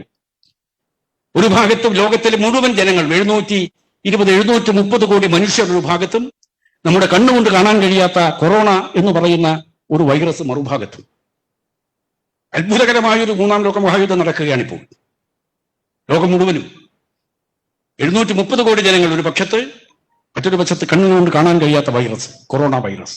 അതിനിടയിൽ കൂടി നാം കടന്നു പോവുകയാണ്. അതിൻ്റെതായിട്ടുള്ള പരിമിതികളും അതിന്റെ പരാധീനതകളും അതിന്റെ നിയന്ത്രണങ്ങളും എല്ലാം നമ്മുടെ ജീവിതത്തിന്റെ എല്ലാ മേഖലകളിലും നമ്മളെ ഗ്രസിച്ചിട്ടുണ്ട് എന്നുള്ള കാര്യം സത്യമാണ്. അതിനകത്ത് നിന്നുകൊണ്ട് തന്നെയാണ് ഈ വലിയ ഒരു സമരം നമ്മുടെ രാഷ്ട്രത്തിന്റെ രക്ഷയ്ക്ക് വലിയ തരത്തിൽ പരിക്കേൽപ്പിക്കുന്ന ഭീകരവാദികളുടെ താവളമായി കേരളത്തെ മാറ്റുന്നതിന് നേതൃത്വം കൊടുക്കുന്ന നമ്മുടെ മുഖ്യമന്ത്രിയുടെ ഓഫീസ് പോലും അഴിമതിയിൽ ആപാതചൂടെ മുങ്ങിക്കുളിച്ചു നിൽക്കുന്ന ഈ ഒരു ദുരന്ത സാഹചര്യത്തിൽ ഇതിനൊക്കെ നേതൃത്വം കൊടുക്കുന്ന ആ കസേരയിൽ, ആ പദവിയിലിരിക്കുന്ന മുഖ്യമന്ത്രിക്ക് അല്പമെങ്കിലും ധാർമ്മിക ബോധമുണ്ടെങ്കിൽ, ധാർമ്മിക ബോധം മാർക്കറ്റിൽ നിന്ന് വില കൊടുത്തു വാങ്ങാൻ കഴിയുന്ന ഒരു ചരക്കല്ല അത് മനുഷ്യൻ അവന്റെ ജീവിതത്തിന്റെ പഠനത്തിൽ നിന്ന്, വിദ്യാഭ്യാസത്തിൽ നിന്ന്, സാഹചര്യത്തിൽ നിന്നൊക്കെ ഉരുത്തിരിഞ്ഞു വരേണ്ട ഒരു വലിയ സ്വാഭാവികമായ സഹജമായ ഒരു സംസ്കാരമാണ് ആ ധാർമ്മികത എന്ന് പറയുന്നത്. ആ ധാർമ്മികതയുടെ കൊടിക്കൂറ ഏറ്റവും വലിയ നിലയിൽ ഉയർത്തിപ്പിടിച്ചിട്ടുള്ള മഹാത്മാവാണ് മഹാത്മാഗാന്ധിജി. അതുകൊണ്ടാണ് മഹാത്മാഗാന്ധിജിയെ കുറിച്ച് മുൻപാറ്റം പ്രഭു പറഞ്ഞത് 1 man battalion ഓഫ് മഹാത്മായത്. ഒരു വ്യക്തിയാണ്. പക്ഷെ വ്യക്തികളുടെ ഉപവാസത്തിന്, ധർമ്മസമരത്തിന്, അതിന്റെ യഥാർത്ഥ അർത്ഥത്തിൽ അതിന്റെ മൂല്യങ്ങൾ ഉയർത്തിപ്പിടിക്കുമ്പോൾ അതിൻ്റെതായ അസാധാരണമായ ഒരു ശക്തി സ്രോതസ്സായി അത് രൂപപ്പെടും. അതിന്റെ സ്വാധീനം ബന്ധപ്പെട്ട കേന്ദ്രങ്ങളിലൊക്കെ പടർന്നു പിടിക്കും എന്നുള്ള കാര്യത്തിൽ സംശയമില്ല. അതുകൊണ്ട് വളരെ ഉത്തരവാദിത്വ ബോധത്തോടു കൂടിയാണ്, ദേശാഭിമാനപരമായ ഒരു കാഴ്ചപ്പാടോടുകൂടിയാണ്, ജനാധിപത്യ മൂല്യങ്ങളെ ഉയർത്തിപ്പിടിച്ചുകൊണ്ടാണ് ഭാരതത്തിന്റെ ഈ മഹത്തായ ഭൂപടത്തിൽ ഈ ആദിശങ്കരന്റെ ജന്മഭൂമിക്കുള്ള ആ പ്രാധാന്യം അത് കൃത്യമായി ഉൾക്കൊണ്ടുകൊണ്ടാണ് ഭാരതീയ ജനതാ പാർട്ടി ഈ സമരം നയിച്ചു മുന്നോട്ട് പോയിക്കൊണ്ടിരിക്കുന്നത്. അതുകൊണ്ട് ഈ സമരത്തിൽ നമ്മുടെ ജനങ്ങളുടെ തീർച്ചയായും ഹൃദയം നിറഞ്ഞ അനുഗ്രഹവും പിന്തുണയും ഉണ്ടാകും എന്നുള്ള കാര്യത്തിൽ ഞങ്ങൾക്ക് യാതൊരു സംശയവുമില്ല. ഇനി വരാൻ പോകുന്ന തീക്ഷണമായ സമര നാളുകളിലും സമര പരമ്പരകളിലും നമ്മുടെ ജനങ്ങളുടെ എല്ലാവരുടെയും, എല്ലാ സഹോദരന്മാരുടെയും സഹകരണവും പിന്തുണയും അനുഗ്രഹവും ഉണ്ടാകണം എന്ന് വിനയപൂർവ്വം അഭ്യർത്ഥിച്ചുകൊണ്ട് നിങ്ങൾക്ക് എല്ലാവർക്കും ശുഭാശംസകൾ നേർന്നുകൊണ്ട് ഞാൻ എന്റെ വാക്കുകൾ ഉപസംഹരിക്കുന്നു.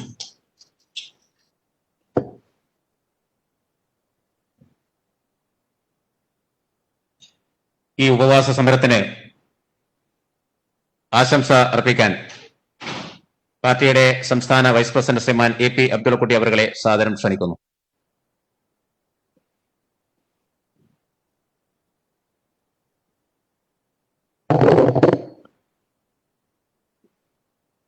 ഇവിടെ ഉപവാസം അനുഷ്ഠിക്കുന്ന അഭിവന്ദ്യനായ ശ്രീ പപ്പട്ടൻ, അധ്യക്ഷൻ ശ്രീ കൃഷ്ണദാസ്, പ്രിയപ്പെട്ട പ്രകാശ് ബാബു, ദാമോദരേട്ടൻ, സത്യപ്രകാശ്, ബഹുമാനപ്പെട്ട ജില്ലാ പ്രസിഡന്റ് ഹരിദാസ്, ബിജു, വിനോദ് തുടങ്ങി വേദിയിലും സദസ്സിലും ഉപവിഷ്ടായിരിക്കുന്ന നേതാക്കളെ, സുഹൃത്തുക്കളെ, രാജ്യദ്രോഹികളുടെ താവളമൊരുക്കിയ മുഖ്യമന്ത്രി രാജിവെക്കുക എന്നാവശ്യപ്പെട്ടുകൊണ്ടുള്ള പ്രമുഖ നേതാക്കളുടെ നിരാഹാര പരമ്പരയുടെ ഭാഗമായിട്ടാണ് ഇന്ന് ഇവിടെ CKP ഉപവസിക്കുന്നത്. CKPയുടെയും കൃഷ്ണദാസിന്റെയും ഉദ്ഘാടകൻ അരുൺ സിംഗ് ജിയുടെയും പ്രസംഗം കേട്ടാൽ നമുക്ക് മനസ്സിലാകുന്നത് പിണറായി വിജയന്റെ ഭരണം അധികം മുന്നോട്ട് പോകില്ല എന്നാണ്.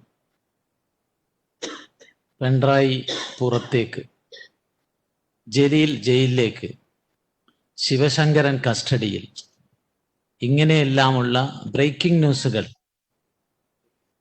പത്രത്തലക്കെട്ടുകൾ ഉടനെ വരും എന്നാണ് തോന്നുന്നത്. ഏറ്റവും അവസാനം പിണറായി വിജയന് ഗോൾഡ് മാഫിയ സ്വപ്ന സുരേഷുമായിട്ടുള്ള നേരിട്ടുള്ള ബന്ധം പുറത്തു വന്നു. അദ്ദേഹത്തിൻ്റെ ദുബായ് യാത്രയിൽ സ്വപ്ന നിർബന്ധമായും ആ ഡെലിഗേഷൻ ഉണ്ടാവണമെന്ന് നിർബന്ധിച്ചത് പിണറായി വിജയനാണ് എന്നുള്ള കാര്യം പുറത്തു വന്നിരിക്കുന്നു. എന്താണ് ദുബായിൽ സംഭവിച്ചത്? അവിടെ കേരളത്തിലെ ലൈഫ് മിഷന് വേണ്ടി വടക്കാഞ്ചേരിയിൽ ഫ്ലാറ്റ് ഉണ്ടാക്കുന്നതിന് വേണ്ടി 20 കോടി രൂപയുടെ പദ്ധതി കരാർ ഒപ്പിട്ടു. അതിൽ 1 കോടി രൂപ സ്വപ്നയും ശിവശങ്കരനും കൈക്കൂലി വാങ്ങി അവരുടെ രണ്ടുപേരുടെയും ലോക്കറിൽ സൂക്ഷിച്ചിരിക്കുന്ന വിവരം പുറത്തു വന്നിരിക്കുകയാണ്. സ്വപ്നയുമായുള്ള ബന്ധത്തിന്റെ പേരിലാണ് പിണറായി ശിവശങ്കരനെ സസ്പെൻഡ് ചെയ്തതെങ്കിൽ CPMന്റെ കേന്ദ്ര നേതൃത്വം പിണറായി വിജയനെ ഡിസ്മിസ് ചെയ്യേണ്ട സമയം അതിക്രമിച്ചിരിക്കുന്നു. പിണറായിയുടെ കാലത്ത് നമ്മുടെ രാഷ്ട്രീയ രംഗത്ത് ഒരുപാട് അപജയങ്ങൾ ഉണ്ടായിട്ടുണ്ട്. കണ്ണൂരിലെ കൊലപാതക രാഷ്ട്രീയം, പിന്നീട് കൊട്ടേഷൻ സംഘത്തിനെ ഉപയോഗിച്ചുകൊണ്ട് നേതാക്കളെ വകവരുത്തുന്നതിലേക്ക് എത്തി. ആ ആശയം ഇവിടെ രൂപപ്പെടുത്തിയ പിണറായി വിജയനാണ്. ഇപ്പോൾ സോഷ്യൽ മീഡിയ വളരെ ശക്തമായപ്പോൾ സൈബർ ഗുണ്ടകളെ പിണറായി വിജയൻ രംഗത്തിറക്കിയിരിക്കുകയാണ്. ഇങ്ങനെ എല്ലാ തിന്മകളുടെയും പ്രഭവകേന്ദ്രമായിട്ടുള്ള പിണറായി വിജയനെ ഇന്ന് സഖാക്കൾ മനസ്സിൽ പറയുന്നത്, പണ്ട് AKGയെ പാവങ്ങളുടെ പടത്തലവൻ എന്നാണ് വിശേഷിപ്പിച്ചതെങ്കിൽ ഇപ്പോൾ സഖാക്കൾ മനസ്സിൽ പറയുന്നത് കൊള്ളക്കാരുടെ പടത്തലവനാണ് പിണറായി വിജയൻ എന്നാണ്.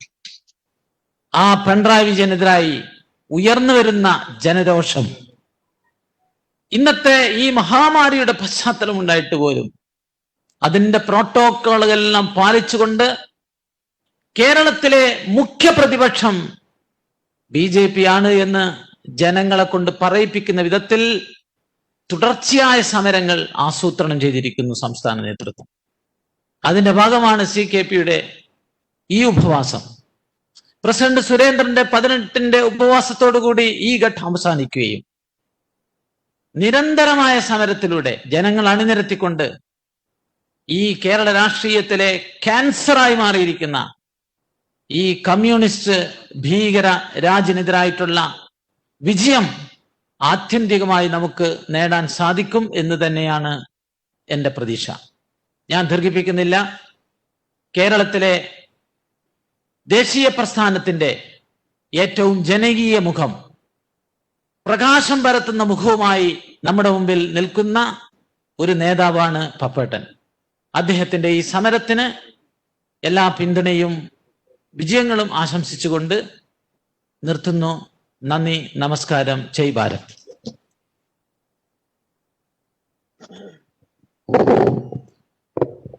ബി.ജെ.പിയുടെ സംസ്ഥാന സെക്രട്ടറി